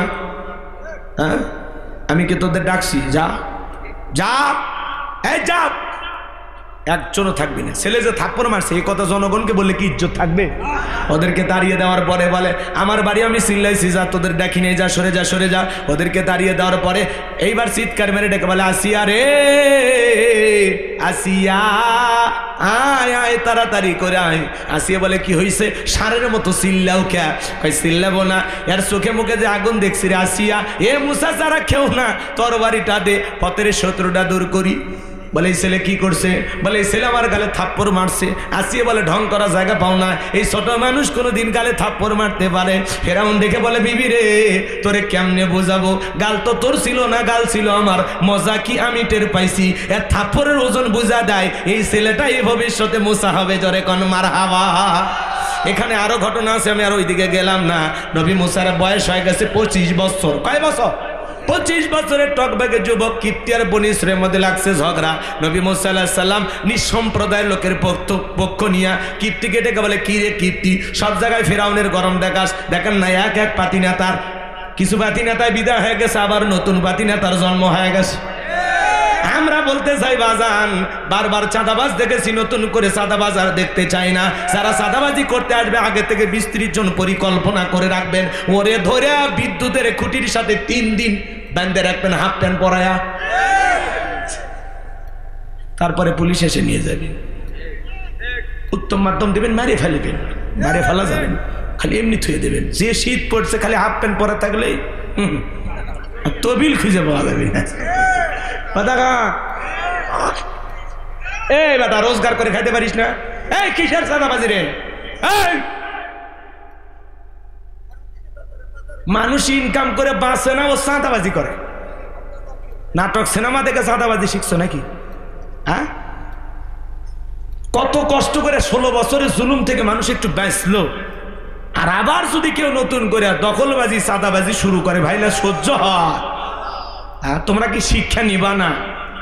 ভালো হয়ে যাও, যেই দলেরই হোক, যারাই করুক, আমরা বলতে চাই এগুলো করবেন না, একটু ভালো হয়ে যাও, এই দেশটাকে একটু শান্তি পাতে দেন। কথা কর, ভাল লাগে না বাজান? ভাল লাগে না? এখানে মনটা করে চাইলে পুরে শেষ হয়ে যায়। ওরা তো 16 বছর দুর্নীতি করে গাড়ি বাড়ি টাকা পয়সা সব বিদেশে নিয়ে গেছে। 11 লক্ষ কোটি টাকা দুর্নীতি করে বিদেশে পাচার করছে। 93 বিলিয়ন ডলার ঋণের বোঝা বাংলার মানুষের ঘাড়ে চাপায় ধরা পালিয়ে গেছে। 5-10 কোটি টাকা তোমার গাড়ি গ্যারেজে পড়ে আছে, এমপি মন্ত্রী নাই। এ কথা কন, হ্যাঁ, বড় বড় কথা বলতো এমপি মন্ত্রীরা আছে ভাই, কি ডাক, হ্যাঁ, কি মশা, কই পালিয়েই তো গেলেন। আছে মন্ত্রীরা সব কোথায় গেল, এমপিরা সব কোথায় গেল, কোথায় কাদের কাকা, ওদের সারা দেশটা এখন লাগে ফাঁকা ফাঁকা। পালাবো না, পালাবো না, পালাবো না, যাই না তাদের দেখা, ওদের সারা দেশটা এখন লাগে ফাঁকা ফাঁকা। আইন মন্ত্রী আটকে গেল আইনেরই ফাঁকে, দাড়ি সারা দরবেশটারে ভণ্ড ভণ্ড লাগে। শুনেছি ভাই কত নেতা নেত্রী খাইতেছে ভাই ডান্ডা, বিচারপতি কালামানিকের ফাটিয়েছে নাকি আন্ডা। এটা আমার খবর না, মিডিয়ার খবর। এই বিচারপতি শামসুদ্দিন মানিক আল্লামা সাইদি হুজুরকে মৃত্যুদণ্ডের রায় দিয়েছিল। আমরা বলতে চাই এই বিচারক নামের কুখ্যাত কালামানিককেও মৃত্যুদণ্ডের রায় দিতে হবে। কথা বলে ঠিক না?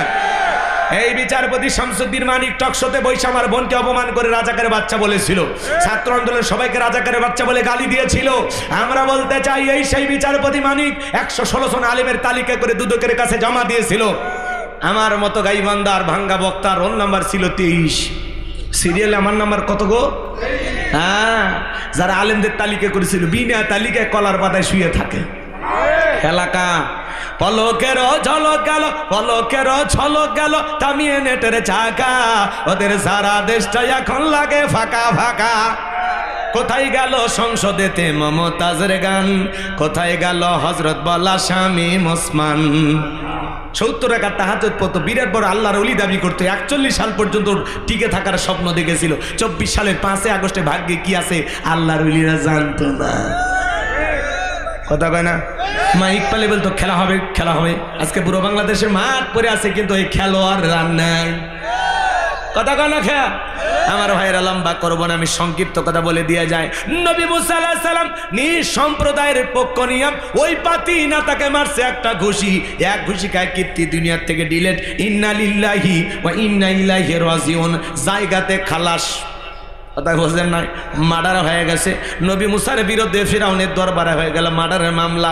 আল্লাহ ডেকে বলে পয়গাম্বার আর কতদিন থাকবা, এইবার তুমি মাদাইনের দিকে রওনা করো। আল্লাহর পয়গাম্বার নবী মুসা আলাইহিস সালাম আল্লাহ পাকের অর্ডার পায়ে চলে গেলেন মাদাইনের দিকে। মাদাইনের দিকে যাওয়ার পরে আমার ভাইয়েরা ওখানে পানি খাওয়ানোর ঘটনা আপনারা সবাই শুনেছেন, আমি ওই বিষয় নিয়ে আলোচনা করব না। শোয়েব আলাইহিস সালামের 2টা মেয়ের সাথে পরিচয় হয়ে গেল, তাদের মাধ্যমে তাদের বাড়িতে চলে গেল। 2টা মেয়ে যা প্রশংসা করে বলে, আব্বা একটা ছেলে পাওয়া গেছে, দেহে শক্তি আছে এবং ছেলেটা বড় লাজুক। আমরা 2টা বোন কয়েকটা ঘন্টা সময় কাটায় দিলাম, একবারের জন্য আমাদের চেহারার দিকেও তাকাই নাই। বাবা গো, রাখাল হিসেবে আমাদের বাড়িতে ছেলেটাকে রাখতে পারেন। শোয়েব আলাইহিস সালাম রাজি হয়ে গেলেন। নবী মুসা আলাইহিস সালাম রাখাল হিসেবে তার বাড়িতে রাখলেন। 8 থেকে 10 বছর তার বাড়িতে থাকলেন। বড় মেয়ে সফুরের সাথে বিবাহের ব্যবস্থা করলেন। জোরে কোন মারহাবা। 8 থেকে 10 বছর থাকার পরে আল্লাহ ডেকে বলে পয়গাম্বার আর কতদিন শ্বশুর বাড়ি মধুর হাড়ি, এইবার গাট্টি গুটি গোস্ত স্ত্রীকে সঙ্গে নাও। নবী মুসা আলাইহিস সালাম আল্লাহর অর্ডার পাইয়া বিবিকে সঙ্গে নিয়ে যখন তুর পর্বতে আসলেন, এখানে কিছু ঘটনা আছে আমি বলার সময় পাবো না, ওইদিকে যাব না। ডাইরেক্ট আল্লাহ তাআলা তার পয়গাম্বার নবী মুসা আলাইহিস সালামকে নবুয়ত দান করার পরে জিজ্ঞাসা করলেন, ওয়ামা তিলকা বিয়ামিনিকা ইয়া মুসা। আল্লাহু আকবার। আল্লাহ ডেকে বলেন, পয়গাম্বার মুসা তোমার ডান হাতে ওইটা কি? পয়গাম্বার জবাব দিয়ে বলেন, আল্লাহ ক্বালা হিয়া আসায়া আতাওয়াক্কাউ আলাইহা ওয়া আহুশু বিহা আলা গনামি ওয়া লিয়া ফিহা মাআরিব উখরা।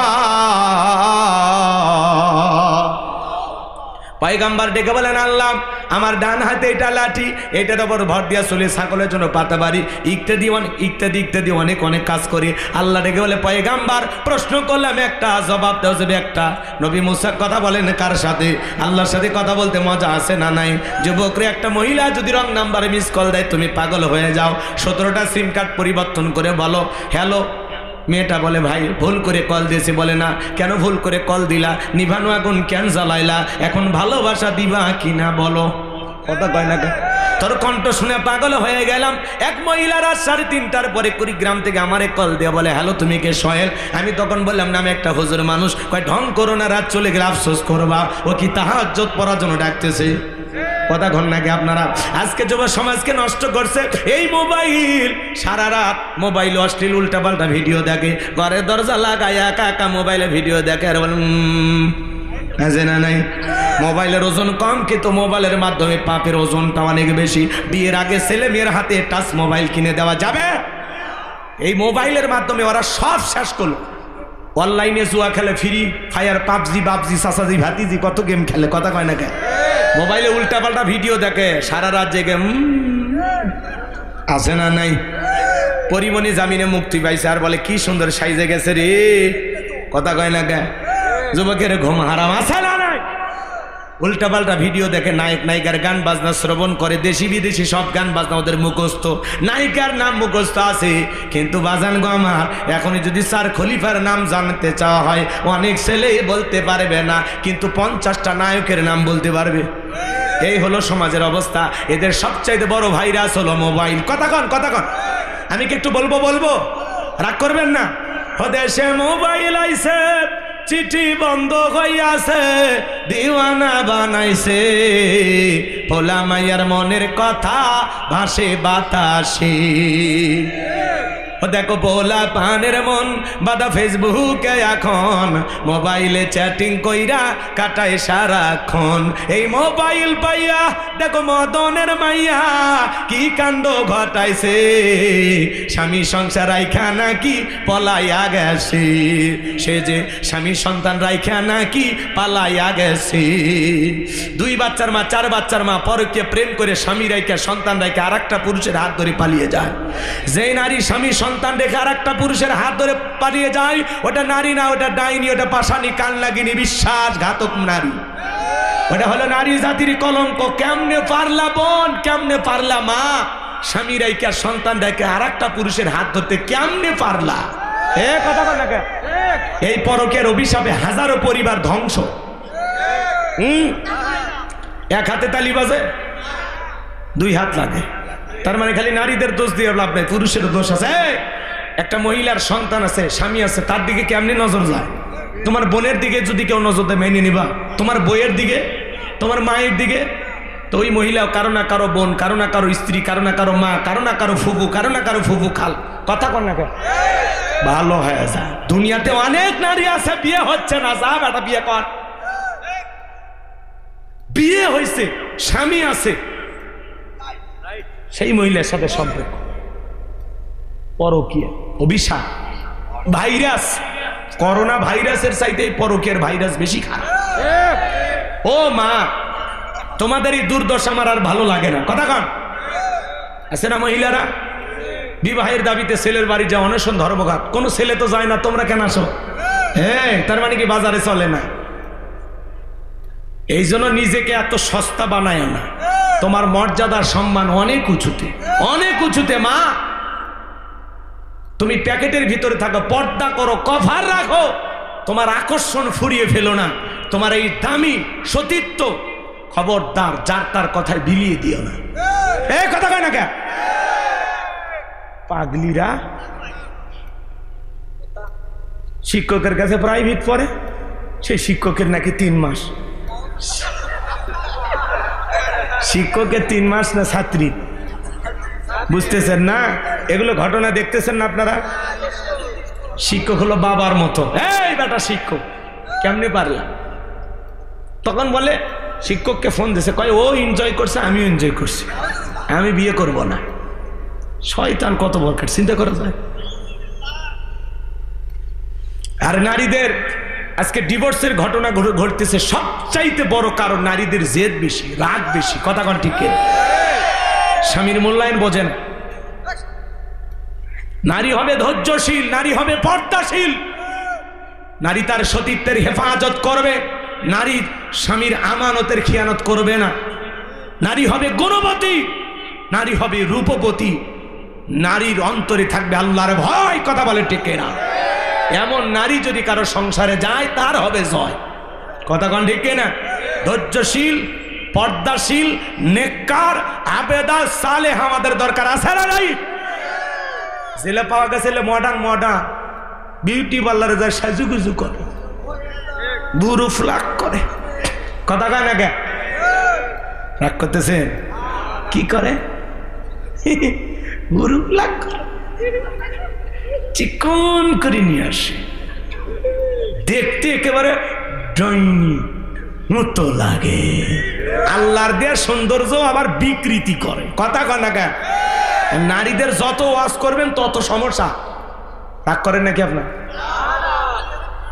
এ যুগের নারীদের ধরন বলিতে লাগে শরম, এ যুগের নারীদের ধরন বলিতে লাগে শরম। সকালবেলা বোরকা পরে, বিকেল বেলা ওড়না নাই। দাদা ভাই ডিজিটাল যুগ বুঝি এটাই, ওরে দাদা ভাই ডিজিটাল দেশ বুঝি এটাই। আরে নারী হলো ঘরের শোভা, স্বামীর সেবা করে, উল্টো দেখি নারী এখন স্বামী ধইরা মারে। এ বইয়ের পিটন কারা খাচ্ছেন? হাত তোলেন তো ভাই। কেউ খাননি আপনারা? যাই হোক বাজান গো আমার, ওই দিকে আর আমি যাবো না, আপনাদেরকে কষ্ট মনের মধ্যে দিতে চাই না। তাহলে যুব সমাজকে নষ্ট করছে মোবাইল। কথা বলেন ঠিক কিনা? আল্লাহ নবী মুসা ডেকে বলে, আল্লাহ আমার হাতে এটা লাঠি, এটার উপর ভর দিয়ে চলি, ছাগলের জন্য পাতাবাড়ি ইত্যাদি অনেক কাজ করে। আমার আল্লাহ ডেকে বলে, পয়গাম্বার প্রশ্ন করলাম একটা জবাব দেব, একটা কারণটা কি? নবী মুসা ইচ্ছা করে কথা বাড়িয়েছেন, যাতে যত বেশি কথা বাড়াবেন তত বেশি আল্লাহর কুদরতি জবানের আওয়াজ শুনতে পাবে। সুবহানাল্লাহ বলেন। এইবার আমার আল্লাহ তাআলা ডেকে বলেন, ক্বালা আলকিহা ইয়া মূসা, মূসা রে তোমার হাতের লাঠিটা এবার ফেলে দাও।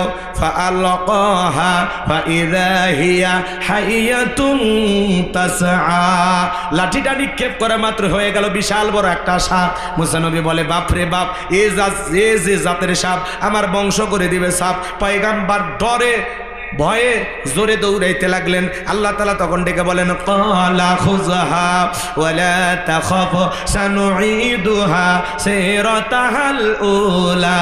ও নবী মুসা ভয় পেও না, আমি আল্লাহ লাঠিকে সাপ বানাইলাম, আবার সাপের দিকে হাত বাড়াও, পূর্বের মতো লাঠি বানায় দেব। বলুন সুবহানাল্লাহ। নবী মুসা ভয়ে ভয়ে যখন সাপটা ধরতে গেছে, আবারও কি হয়ে গেছে? লাঠি। এটা হলো আল্লাহর দেয়া মুজিজা। সুবহানাল্লাহ বল। এরপরে আল্লাহ রাব্বুল আলামিন সুন্দর করে জানিয়ে দিলেন, ওয়াদহুম ইয়াদাকা ইলা জানাহিকা তাখরুজ বাইদা মিন গায়রি সুইন আয়াতান উখরা লিনুরিয়াকা মিন আয়াতিনাল কুবরা। আল্লাহ ডেকে বলে, পয়গাম্বার ডান হাতটা বগলের নিচে ঢুকাও, ওখান থেকে বের করো, কোনো দোষ ছাড়াই ধবধবে উজ্জ্বল সাদা চমৎকার দেখাবো। এই যে কুদরতের দুইটা নিদর্শন দান করলাম, দুইটা মুজিজা তোমাকে দান করলাম। এইবার তোমার দায়িত্ব হলো, ইযহাব ইলা ফিরআউনা ইন্নাহু তাগা, যাও ফিরাউনের নিকট চলে যাও। ফিরাউন সীমা লঙ্ঘন করেছে। যা বলে, ফিরাউন রে তোর বানানো আইন দিয়ে মিশরে চলবে না, এখন থেকে মিশর পরিচালনা হবে আল্লাহর আইন দিয়া। আলালাহুল খলক ওয়াল আম, সৃষ্টি যার, আইন চলবে তার। আল্লাহ রাব্বুল আলামিন নবুয়ত দান করে পাঠায়া দিলেন দেশের নিয়া তার কাছে। আল্লাহু আকবার কোন? দাওয়াত দিলে পরের কাছে আগে যাওয়া লাগবে। শোনেন শোনেন শোনেন, এ ভাই, এ চাচা চাচা, এই যে 12টা বাজতে আর আধা ঘন্টা আসে, এর মধ্যে আলোচনা শেষ হয়েছে, ওটা ভাষা করবেন না। ফিরাউনকে ক্ষমতার চেয়ারে বসাইছি, নামাবো না। ওর ক্ষমতার চেয়ার থেকে নামিয়ে পতন করাইয়া ফাইনাল খেলা খেলে বাড়ি যাবো। নীল লাগে তাকবীর, ওটা ভাষা করেন না। আধা ঘন্টা সময় দেন, মজা পাবেন ইনশাল্লাহ। সামনে যাই, এখন খালি কোরআন আর কোরআন। সুবহানাল্লাহ। মজা লাগে না বাজান? এইবার নবী মুসা ডেকে বলে আল্লাহ আপনি কি ভুলে গেছেন আমি ফিরাউনের দরবারে মার্ডার কেসের আসামি, গেলেই তো ফাঁসি দিয়ে মারবে। আমার আল্লাহ ডেকে বলে পয়গম্বর ভয় পাওয়ার কোনো কারণ নাই, আমি আল্লাহ যার সাথে আছি কোনো জালেম ফাঁসি দিয়ে মারতে পারবে না, আগুনে পোড়ায় মারতে পারবে না, পানিতে ডুবায় মারতে পারবে না, হাজারো দিন রিমান্ডে নিয়াও ওরা মুমিনের মুখের হাসি কেড়ে নিতে পারবে না। বলুন আল্লাহু আকবার। আমার ভাইরা চলেন না সামনের দিকে যায়, মুমিনেরা কাঁদবে আল্লাহকে পাওয়ার জন্য। গতকালকে ডক্টর মিজানুর রহমান আজারি ভাই পটুয়াখালীতে মাহফিল করতে গিয়ে বাজান এমন কান্না করেছেন, কাঁদতে কাঁদতে পুরো মুখ চোখের অশ্রুগুলো পড়তেছে। আল্লাহর ভয়ে চোখের পানি ছেড়ে দিয়ে কাঁদলেন আর বলে আল্লাহ যদি কিয়ামতের ময়দানে আমার পাপগুলো ক্ষমা না করে আমি কিভাবে বাঁচবো। কি চমৎকার কি অসাধারণ আলোচনা করেছেন, তার চোখের পানি দেখে কোটি কোটি ভক্ত কান্না করেছেন। কথা বলে ঠিক না? একজন দিনের দায়ী কেমন কতটা বিনয়ী, চোখের পানি অঝরে ঝরতেছেন ডক্টর মিজানুর রহমান আজারি ভাই। ওই যে আপনারা একটা সঙ্গীত শুনছেন না, ওই যে একটা গান ছিল আপনারা অনেকেই শুনছেন, এই যুবক তোমরা শুনিনিও না? কি গানটা ওইটা? হ্যাঁ তোমরা ভুলে গেছো? ডক্টর মিজানুর রহমান আজারি ভাই ওই গানটা গাইলেন আর কাঁদলেন, আমি কি পাপ করেছি। শোনেনি? আমার পাপের যদি করো বিচার, এই গানটা গাইলেন আর কাঁদলেন। তার চোখের পানি দেখে আমিও কেঁদেছি।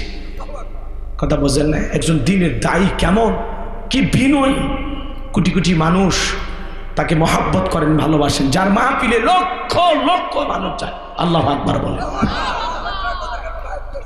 আমার ভাইয়েরা ষড়যন্ত্র করে কোনো লাভ নাই। মিজানুর রহমান আজারি ভাইয়ের জনপ্রিয়তা কমেছে না বেড়েছে? জোরে বলেন, কমেছে না বেড়েছে? আপনারা এগুলো করে কমাইতে পারবেন, কোনো ষড়যন্ত্র করে লাভ হবে না।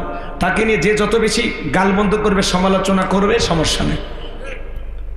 একজন আলেমকে আপনারা যে গালি দিচ্ছেন তার দ্বারা প্রমাণ হচ্ছে যে আপনারা আসলে কতটা নিকৃষ্ট মনের মানুষ।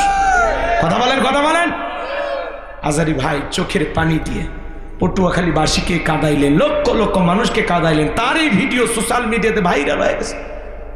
দু চোখের পানি ঝরে, অমায়িক কি কান্না, কি ভয়। আল্লাহ আমাদের পাপগুলো ক্ষমা করে দাও, আল্লাহ যেন আমাদের পাপগুলো ক্ষমা করে দেন। জোরে বলেন আমি, আর একটু জোরে বলেন আমি। রাগ করেন, আল্লাহ যেন আমাদের সঠিক বুঝ দান করেন। দুনিয়া ক্ষণিকের বাজার, অনেক অপরাধ করেছি আমরা, আল্লাহর কাছে ক্ষমা চাইতে হবে। আল্লাহ যদি মাফ না করে আমাদেরকে বাঁচানোর কেউ নেই। আর কিয়ামতের ময়দানে আল্লাহ যদি আমাদেরকে বলে যা আজকে তোরে মাফ করে দিলাম, আমাদের চাইতে সৌভাগ্যবান বান্দার কেউ হতে পারে না। কথা বলে ঠিক না? আল্লাহ কিয়ামতের ময়দানে আমাদেরকে মাফ করে দেন। ওয়া আনতা আরহামুর রাহিমিন, আল্লাহর দয়া অনেক বেশি, তিনি রহমান, তিনি রহিম। আল্লাহর দয়া করুণায় আল্লাহ যেন আমাদের পাপগুলো মাফ করে দেন। জোরে বলেন আমি, আরে জোরে বলেন আমি। আমার ভাইয়েরা, যে কথা বলতে চাচ্ছিলাম বাজান, গভীর মনোযোগ দিয়ে শুনে যান। এইবার পয়গম্বর ডেকে বলে আল্লাহ আমার অন্তরে দুরু দুরু ভাব, বড় ভয় লাগে, আপনার কাছে একটু দোয়া করি, যেহেতু আমাকে যেতেই হবে। নবী মুসা তখন দোয়া করা শুরু করলেন। ছোটবেলায় যখন কোরআন শরীফ হাতে নিয়েছিলাম, হুজুর আমাদেরকে কোরআনুল কারীম হাতে দেওয়ার সময় দোয়াটা পড়িয়ে দিয়েছিলেন। আমি ভেবেছিলাম এটা মনে হয় কোরআন খোলার দোয়া, কিন্তু তাফসীর পড়তে এসে বুঝলাম না। নবী মুসা যখন ফিরাউনের দরবারে আল্লাহ রাব্বুল আলামিনের দাওয়াত দিতে গিয়েছিলেন, তখন নবী মুসা আল্লাহর কাছে এই দোয়া করেছিলেন। কি দোয়া? সকলে জবান ছেড়ে বলুন, ক্বালা রাব্বি ইশরাহ লি صدري ويسر لي أمري واحلل عقدة من لساني يفقهوا قولي واجعل لي وزيرا من أهلي هارون أخي الله أكبر আল্লাহ কে ডেকে বলেন আল্লাহ আমার বক্ষকে প্রশস্ত করে দাও, আমার কাজকে সহজ করে দাও, জিহ্বার জড়তাকে দূর করে দাও, যাতে সহজে আমার কথা মানুষ বুঝতে পারে। আর আমার পরিবারের মধ্য থেকে আমার ভাই হারুনকে আপনি নবুয়ত দান করেন। আল্লাহ ডেকে বলে পয়গম্বর যাও, দোয়াকে মঞ্জুর করা হলো। তুমি এবং তোমার ভাই হারুনকে আমি আল্লাহ তোমার দোয়ার কারণে নবী বানায় দিলাম, বলুন সুবহানাল্লাহ। এইবার নবী মুসা আলাইহিস সালাম তার ভাই হারুন আলাইহিস সালামকে সঙ্গে নিয়ে ফিরাউনের দরবারে চলে আসলেন আর সুন্দর করে দাওয়াত দিলেন। আল্লাহ সেই কথা জানিয়ে দিলেন, ওয়াকালা মুসা ইয়া ফিরআউন ইন্নী রাসূলুম মির রাব্বিল আলামিন। নবী মুসা আলাইহিস সালাম ডেকে বলেন, হে ফিরাউন, আমি বিশ্ব রবের পাঠানো একজন রাসূল, আল্লাহর সম্বন্ধে সত্য ছাড়া মিথ্যা কিছু বলবো না। আর শুনে নাও, জেনে নাও, বনি ইসরাঈলদেরকে মুক্ত করে আমার সাথে দিতে দাও। ফিরাউন তখন ডেকে বলে, ক্বালা ইন কুনতা জিতা বিআয়াতিন ফাআতি বিহা ইন কুনতা মিনাস সাদিকিন। ফিরাউন তখন ডেকে বলে, সত্যি যদি তুমি তোমার দাবিতে একজন নবী হয়ে থাকো, তাহলে তোমার কাছে যদি স্পষ্ট দলিল বা প্রমাণ কোনো কিছু থেকে থাকে সেটা তুমি আমাদের সামনে হাজির করো। যদি তুমি তোমার দাবিতে সত্যবাদী হয়ে থাকো, তুমি যে নবী মুসা, আমরা কেমনে বুঝবো কি আছে তোমার কাছে? নবী বলে দাবি করতেছো, প্রমাণ দেখাও, প্রমাণ দেখাও। নবী মুসার কাছে দুইটা প্রমাণ আছে। এক নাম্বার প্রমাণ হলো লাঠিটা ফেলে দিলেন, হয়ে গেল বিশাল বড় সাপ। আল্লাহু আকবার বল। আর বগল নিচে থেকে হাত বের করলেন, হয়ে গেল ধবধবে উজ্জ্বল সাদা চমৎকার দৃশ্য। দেখার পরে ফিরাউনের সমস্ত লোকেরা ডেকে বলে, ক্বালাল মালাউ মিন কওমি ফিরআউনা ইন্না হাযা লাসাহিরুন আলীম। ফিরাউনের দলবল এমপি মন্ত্রী ডেকে বলে, এই ছেলেটা নিঃসন্দেহে মস্ত বড় জাদুকর। নবী মুসা দেখায় মজাজা, আর জালেমেরা বলে জাদু, কারণ ওই দেশে জাদুর ব্যাপক প্রচার প্রসার ছিল। এইবার ফিরাউন ডেকে বলে, শোনো, এই ছেলের বিরুদ্ধে কি সিদ্ধান্ত নেওয়া যায় তোমরাই বলো। ফিরাউনের পার্লামেন্টে তখন সিদ্ধান্ত নেওয়া হলো, শোনো, ও যেহেতু জাদু দেখাইছে, আজকের মতো ওকে ছেড়ে দাও, আর শহর বন্দরে খবর পাঠায়া দাও, তু বিকুল্লি সাহিরিন আলিম। শহর থেকে দক্ষতা সম্পন্ন জাদুঘর, অভিজ্ঞতা সম্পন্ন বড় বড় জাদুঘরদেরকে ফিরাউনের দরবারে নিয়ে আসা হলো। আর নির্দিষ্ট একটা দিন বলে দেওয়া হলো, সেই দিন হবে সেমিফাইনাল খেলা। সমস্ত জাদুঘরা ফিরাউনের দরবারে উপস্থিত হওয়ার পরে ডেকে বলে, নেতা, আমরা যদি আপনার শত্রু মুসাকে পরাজিত করতে পারি, আপনি আমাদেরকে কি পুরস্কার দিবেন? আমাদের বেনিফিটটা কি, লাভটা কি? ফিরাউন তখন পুরস্কার ঘোষণা করে বলে, ক্বালা নাআম ওয়া ইন্নাকুম লামিনাল মুকাররাবিন। ডেকে বলে, তোমাদের পুরস্কার হলো তোমরা সবাই হবে আমার নিকটতম ব্যক্তি, এই দরবার হবে তোমাদের বসবাসের জায়গা। যারা ফুটপাতে খেলাধুলা দেখায়, ওরা যদি রাজ দরবারে জায়গা পায়, আর কিছু লাগে? কথা কয় না? নেতা যদি বলে তুমি আমার লোক, আর কিছু লাগে? তাহলে নেতার কথায় রাতকে দিন করা যায়, নিরপরাধ আলেম ওলামাদেরকে জেলখানায় বন্দি করা যায়। কথা বলেন না কেন? ক্রসফায়ার দিয়ে মারা যায়, মিথ্যা মামলা দিয়ে ফাঁসানো যায়। কথা বলেন ঠিক কিনা? কারণ এটা কার লোক? নেতার লোক। কথা কন ভাই, বেটা সরবে কি যে কয় না জানা। রাগ করতেছেন মনে হয় আপনারা। আমার ভাইরা গভীর মনোযোগটা শুনবেন বাজান। আমি গুনাহগার যে কথা বলতে চাচ্ছিলাম, হৃদয়ের কান পেতে কথাগুলো শুনে যান। জাদুঘরে ডেকে বলে, নেতা আপনি থাকেন, এইবার ফাইনাল খেলা শুরু হয়ে গেল, সেমিফাইনাল। বাজান গো আমার, হাজার হাজার দর্শক আসছে খেলা দেখার জন্য। সমস্ত জাদুঘরে ডেকে বলে, ও নবী মুসা, জাদুর তন্ত্র মন্ত্র বান আগে আমরাই নিক্ষেপ করব না তুমি আগে নিক্ষেপ করবা? নবী মুসা ডেকে বলে, ওস্তাদের মার শেষ রাতে তোমরা তোমাদের খেলা দেখাও। এইবার তারা জাদুর বান নিক্ষেপ করতে লাগলো। জাদু দেখায়, বোঝেন না? জাদু করা জাদু দেখায় না? সুমন্তর সু, কালাকুত্তর গু, উল্টা পাল্টা জাদু আছে না? হামতম ছম ছরেঙ্গা বাইকার চয় আছে না? উল্টা পাল্টা কি যে বলে ওরা নিজেরাও জানে। তো উল্টা পাল্টা জাদুর বান তন্ত্র মন্ত্র নিক্ষেপ করলো। সেদিন তারা হাজার হাজার জাদুর বান নিক্ষেপ করেছে। বাঘ বানাইছে, ভাল্লুক বানাইছে, রশি বানাইছে, এমনকি মানুষের চোখে মুখে পর্যন্ত জাদুর নিক্ষেপ করেছে। জাদুর তন্ত্র মন্ত্র নিক্ষেপ করতে করতে ওদের চালান পাতি শেষ। মানে জাদু আর একটাও জানে না, ক্যাপাসিটি যা কৌশল যা ছিল সব দেখানো শেষ। এইবার দেখে বলে, নবী মুসা, এইবার তুমি তোমার জাদুর বান নিক্ষেপ করো। আল্লাহ তখন আয়াতি কারিমা নাজিল করে সুন্দর করে জানিয়ে দিলেন, ওয়া আওহাইনা ইলা মুসা আন আলকি আসাকা ফাইযা হিয়া তালকাফু মা ইয়াফিকুন।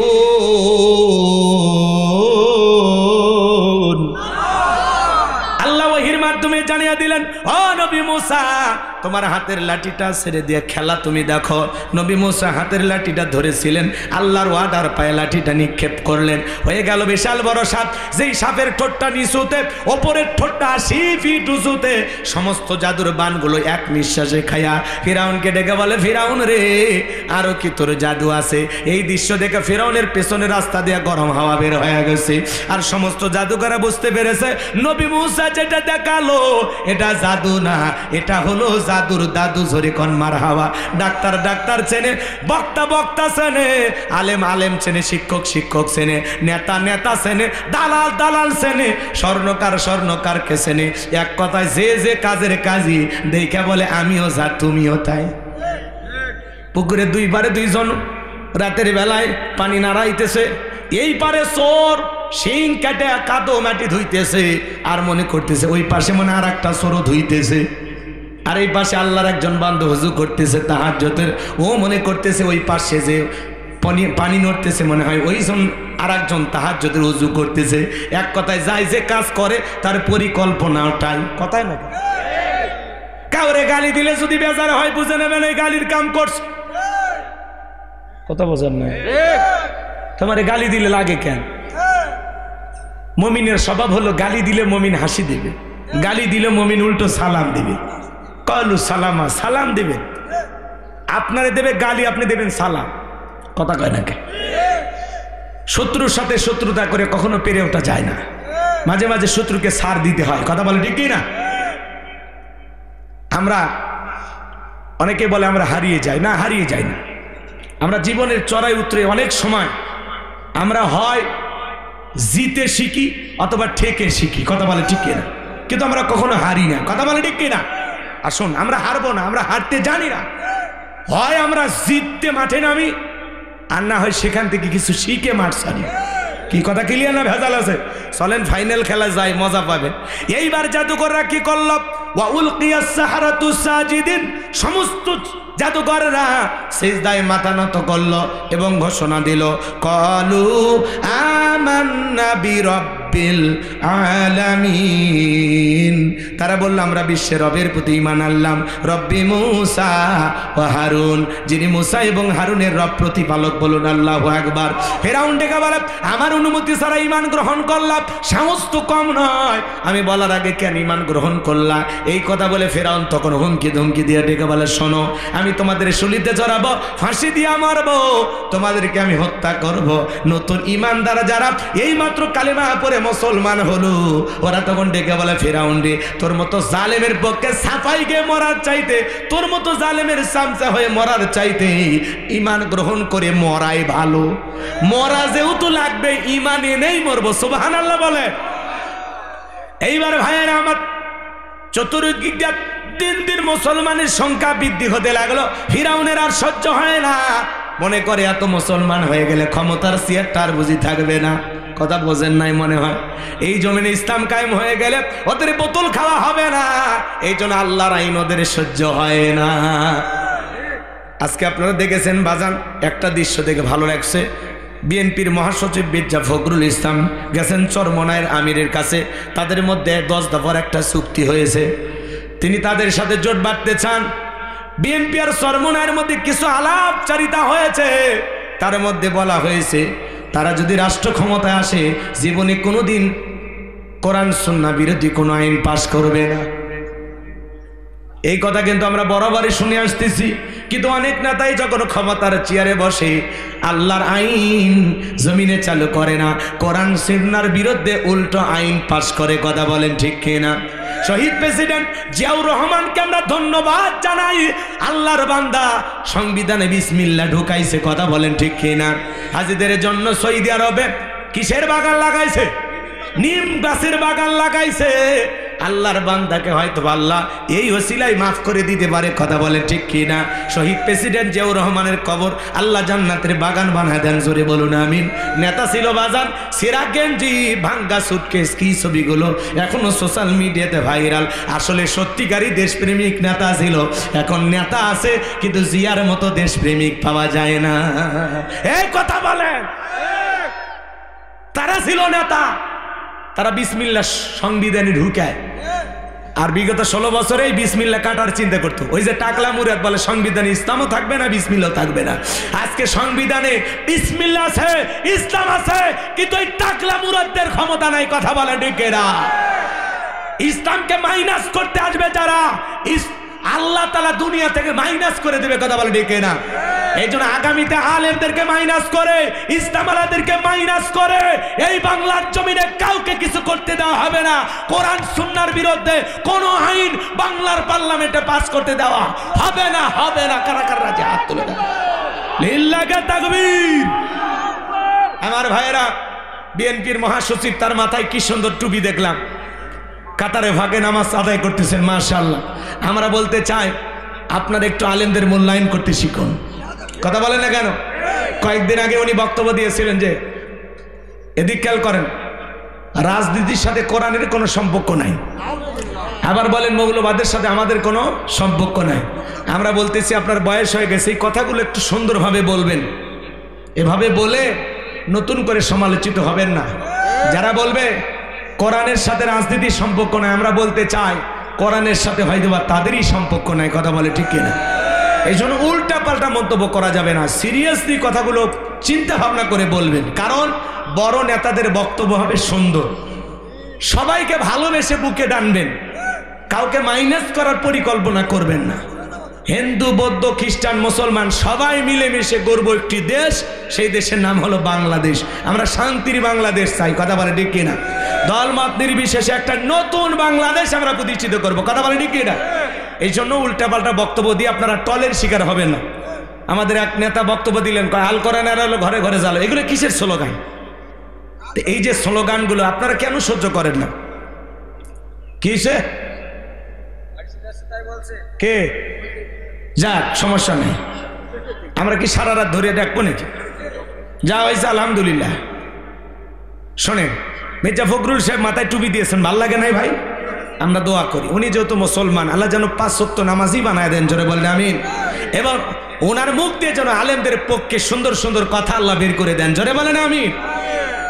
উনি কিন্তু অনেক ত্যাগী একজন নেতা, দীর্ঘদিন ধরে রাজনীতি করতেছেন। বলা যায় এই দেশের অনেক পাকাপোক্ত একজন রাজনীতিবিদ। কথা বলেন ঠিক কিনা? এই জন্য আমরা বলবো আপনাদের ভাষা হবে মার্জিত, সুন্দরভাবে। কাউকে কটাক্ষ করবেন না। ইসলামকে খাটো করতে গেলে, ইসলাম আলাদেরকে খাটো করতে গেলে হয়তো একসময় আপনারা নিজেরাই খাটো হয়ে যাবেন। অতএব ইসলামকে অপমান করে কথা বলা যাবে না, ওলামা ইকরামদেরকে অপমান করে কথা বলা যাবে না। কথা বলে ঠিক কিনা? আমরা মুসলমান, আমাদের সংবিধান আল কোরআন, কোরআনের সাথে মুসলমানের সম্পর্ক থাকবে, এটাই স্বাভাবিক। কথা বলে ঠিক কিনা? কোরআন আছে যেখানে আমরা আছি, সেখানে ইসলাম আছে যেখানে আমরা আছি। লিল্লাহি তাকবীর। আমার ভাইয়েরা, এইবার ফাইনাল খেলা শুনে যান। এই যুবক, বসো বসো, এই ছেলেবেলে বসো বসো। 5 থেকে 7 মিনিটের মধ্যে মাহফিল শেষ হবে। সবাই বসেন। সবাইকে নিয়ে পাইকারি দরে মুনাজাত করা হবে। এই যে আমাদের আবু সাইদ ভাই সহ যে যুবকের আয়োজন করেছেন, কালেকশন মুক্ত মাহফিল। এরকম সুন্দর গোছানো মাহফিল পাওয়াই যায় না। কালেকশন করতে আধা ঘন্টা চলে যায়, তাই না? তো তারা নিজেদের পকেটের টাকা দিয়ে এই মাহফিলটা সাজাইছে। একটু শেষ ফিনিশিংটা দিতে দেবেন না? আলোচনা শেষের দিকে একটু তাকবীর দেন। লিল্লাহি তাকবীর। আমি মুসাফির, আমার দোয়া নিতে আপনাদের মনে চায় না? জোরে বলেন, দোয়া নিতে চায় না? একটু বসেন, আমরা এক্ষুনি দোয়ার দিকে যাব, কষ্ট দেব না। এই যে শেষ খেলাটা চলেন, ফিরাউনের পতনটা ঘটানোর দরকার আছে না? না, তাকবীর দেন। লিল্লাহি তাকবীর। আমার ভাইয়েরা, এইবার নবী মুসা আলাইহিস সালাম এবং তার উম্মতদেরকে ধাওয়া করেছেন। নবী মুসা আলাইহিস সালাম তার উম্মতদেরকে নিয়ে দৌড়াইতে দৌড়াইতে দৌড়াইতে বাজান গো আমার যখন সাগরের কিনারায় চলে গেছেন, এইবার উম্মতের ডেকে বলে, পয়গাম্বার, হয় ফিরাউনের সেনাবাহিনীর হাতে মরতে হবে, আর না হয় দরিয়ার পানিতে ডুবে মরা লাগবে। নবী মুসা ডেকে বলে, আমার উম্মতেরা, ভয় পাওয়ার কোনো কারণ নাই। এখানে শুধু আমরাই নাই, আমাদের সাথে আর একজন আছেন। তিনি কে? নবী মুসা যখন আল্লাহর দিকে আঙ্গুল দিয়ে ইশারা করলেন, আসমান থেকে আল্লাহ ডেকে বলে, পয়গাম্বার, ওই হাতের লাঠিটা দিয়া সমুদ্রের পানিতে একটু আঘাত করো, আমি আল্লাহ তোমাদের জন্য ভিআইপি রোড বানায় দেব। বলুন সুবহানাল্লাহ।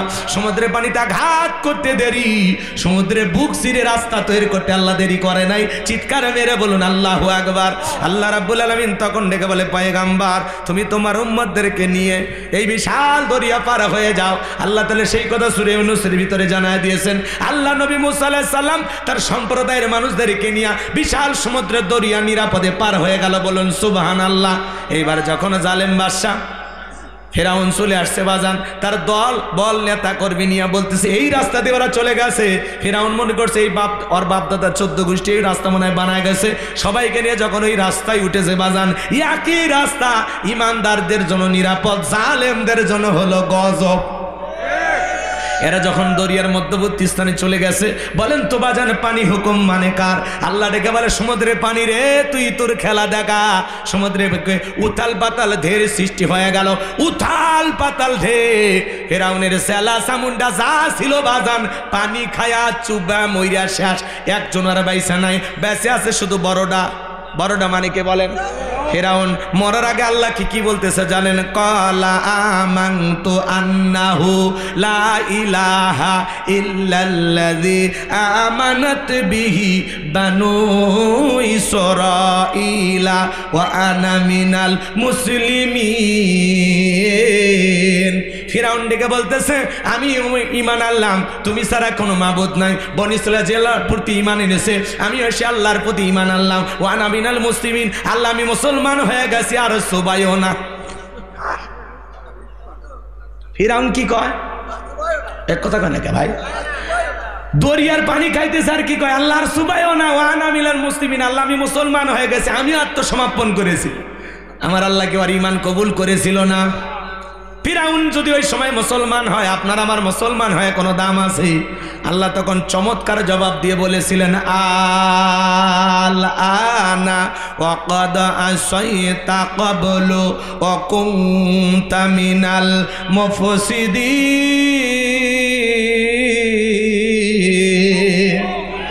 আল্লাহ ডেকে বলে এখন ঈমান আনছো, এখন। এর আগে কি করেছো? নাফরমানি সৃষ্টি করেছো, বিশৃঙ্খলা সৃষ্টি করেছো, নাফরমানি করেছো, বিশৃঙ্খলা সৃষ্টি করেছো, ক্ষমতার দাম্ভিকতায় অহংকারে 40 বছর শিক্ষা ব্যবস্থা বন্ধ করে রেখেছিলে, ঘরে ঘরে মূর্তি ঢোকাইছিলে। বাংলাদেশেও দেখেন শিক্ষা ব্যবস্থায় উল্টা পাল্টা কিন্তু ঢোকানো হয়েছিল। আর কিছুদিন সময় পাইলে বাংলাদেশের মানুষকে পাগল বানায়া ছাইরে দিত। এ কথা কন, কথা কন, কি বলেন, কি বলেন? রাগ করেন নাকি আপনারা? পাগল বানায়া ছেড়ে দিত। কিসের শরীফ শরীফের গল্প? একটা ছেলে মনে মনে ভাববে আমি মেয়ে, তালি নাকি মেয়ে হয়ে গেল। একটা মহিলা মনে মনে ভাববে আমি পুরুষ হয়ে গেছি, তাহলে নাকি পুরুষ হয়ে গেল। এগুলো গাল গল্প, গাঁজাখুরি গল্প দিয়া এদেশের তরুণ তরুণীদেরকে তৃতীয় লিঙ্গের মানুষ বানানোর জন্য একটা ষড়যন্ত্র করেছিল। সমকামিতাকে প্রমোট করার চেষ্টা করেছিল। এই জন্য বাজার সব জায়গায় হাত দিতে নাই। আল্লাহর গজবে আল্লাহ আজকে তাদেরকে ধ্বংস করেছে, বিদায় করে দিয়েছে। তাদের ক্ষমতার চটি মোটি আউট, সব পালিয়ে গেছে। কথা কয় না গো, আসেনি ভাগছি।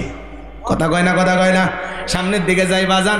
আমি গুনাহগার যে কথা বলতে চাচ্ছিলাম, আল্লাহ ডেকে বলে হে ফেরাউন, পাপের 16 কলা তোর পূর্ণ হয়ে গেছে, তোর বাড়ির দাসী আমি আল্লাহকে রব বলে স্বীকার করার কারণে গরম তেলে চোবাইয়া বিদায় করে দিয়েছো। তোমার স্ত্রী আমাকে রব বলে স্বীকার করার কারণে হাতে পায়ে পেরেক মারে হাজারো নির্যাতন করে বিদায় করে দিয়েছো। মা বোন যারা আওয়াজ শুনতেছেন, মা ফিরাউনের সংসার করে আসিয়া যদি জান্নাত দেখতে দেখতে মারা যায়, তোমার স্বামী কি ফিরাউনের চাইতেও খারাপ? অনেক মহিলার অভিযোগ, হুজুর আমার স্বামী ভালো না। কথা কয় না কে? স্বামী ভালো না? তাহলে চিন্তা করো মা, আসিয়া ফিরাউনের মতো স্বামীর সংসার করেছিল, সেই আসিয়ার হাতে পায়ে পেরেক মাইরা হাজারো নির্যাতন জুলুম করে বিদায় করে দিয়েছিল। আমার আল্লাহ ডেকে বলে ফিরাউনের রে, আজকে আবার নবী মুসা এবং তার উম্মতদেরকে হত্যা করার পরিকল্পনা করে বিশাল দরিয়ার পাড়ি দিতে চাইতেছিলা, এইবার তোমাকে আর ছাড় দেওয়া যাবে না। ফিরাউন রে, তোর জীবনের খাতা আজকে ক্লোজ হয়ে যাবে। মরার আগে শোন, আমি আল্লাহ তোর লাশটা রেখে দেব পৃথিবীবাসীর জন্য, শিক্ষার জন্য, যাতে পৃথিবীর জমিন আর কোনো ফিরাউনের জন্য জন্ম না হয়। আর যারা ফিরাউন হতে চায় তারা যেন তোর ইতিহাস থেকে শিক্ষা গ্রহণ করে, যে ফিরাউনদের জীবনের পরিণতি এই হয় যে এই দেখাল করেন সেই দিন আল্লাহ তাআলা বিশাল দরিয়ার পানিতে চুবাইয়া ফিরাউনকে মাইরা। আজও মিশরের জাদুঘরে ফিরাউনের সুটকিটা আছে না নাই? এটা হলো ফিরাউনের লাশ। কথা কন, বহুদিন থাকার কারণে লাশটা এখন শুটকি হয়ে গেছে।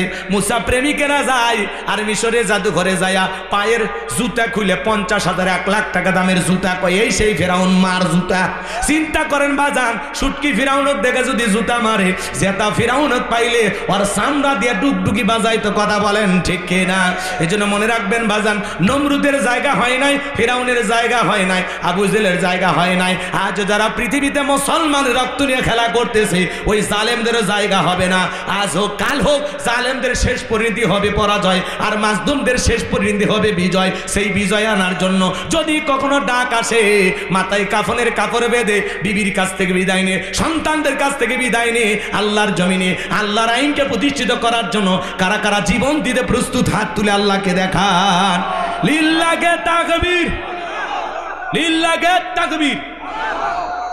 আল্লাহ এই জমিনকে কোরআন আর ইসলামের জন্য কবুল করেন, ছেলে বলেন আমিন।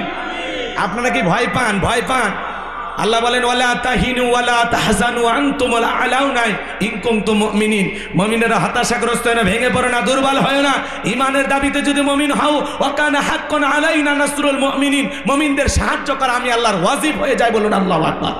শুনেন শুনেন, আপনাদের মুখে দাঁত আছে না? জোরে বলেন দাঁত আছে না? আর এটার নাম কি? জিহুব্বা। মাঝে মাঝে দেখবেন দাঁতের ফাঁকে যখন ময়লা আবর্জনা আটকে যায়, এই দুর্বল জিহুব্বা ওই জায়গায় বারবার নক করে দাঁতকে বিপদ মুক্ত করে, দাঁতের উপকার করে। কিন্তু এই বেঈমান দাঁত সুযোগ পাইলে জিহুব্বারে কামড় মারে, রিমান্ডে নেয়। মাঝে মাঝে এত ব্যথা দেয়, 7 দিন ধরে ব্যথা থাকে যায়। কথা বলে ঠিক কিনা? কিন্তু বলেন তো বাজান, মানুষের যখন বয়স হয়ে যায় মুখ থেকে জিহুব্বা খুলে পড়ে নাকি দাঁত? কথা কয় না, কি খুলে পড়ে? দাঁত। এত শক্তি ধর, কিন্তু দাঁতের জায়গা হয় না, নরম দুর্বল জিহুব্বাটাই টিকে থাকে। তো মুসলমানদের উদাহরণ হলো ওই নরম জিহুব্বার মতো, আর জালেমদের উদাহরণ হলো দাঁতের মতো। ওরা যতই শক্তিদার হোক, জালেমদের শেষ পরিণতি হলো পরাজয়।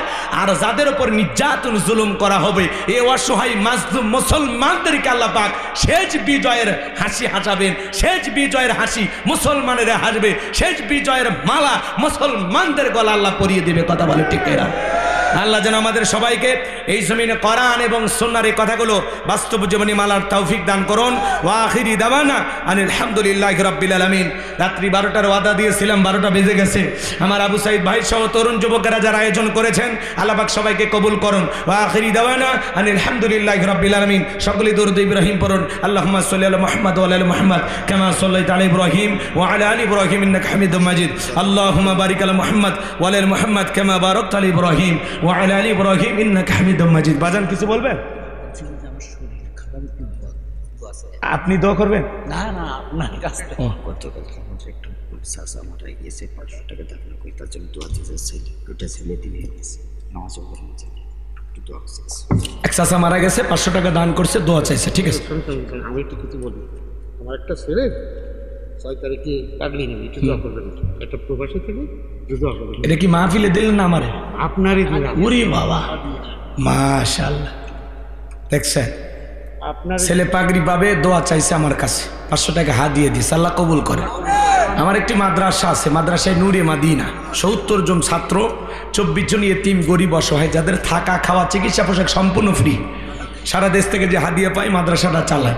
পাশাপাশি মসজিদ বানাবো, একটা গণ কবরস্থান বানাবো। আল্লাহ যেন তার এই গোলামের স্বপ্নগুলো পূরণ করে দেন। জোরে বলেন আমিন।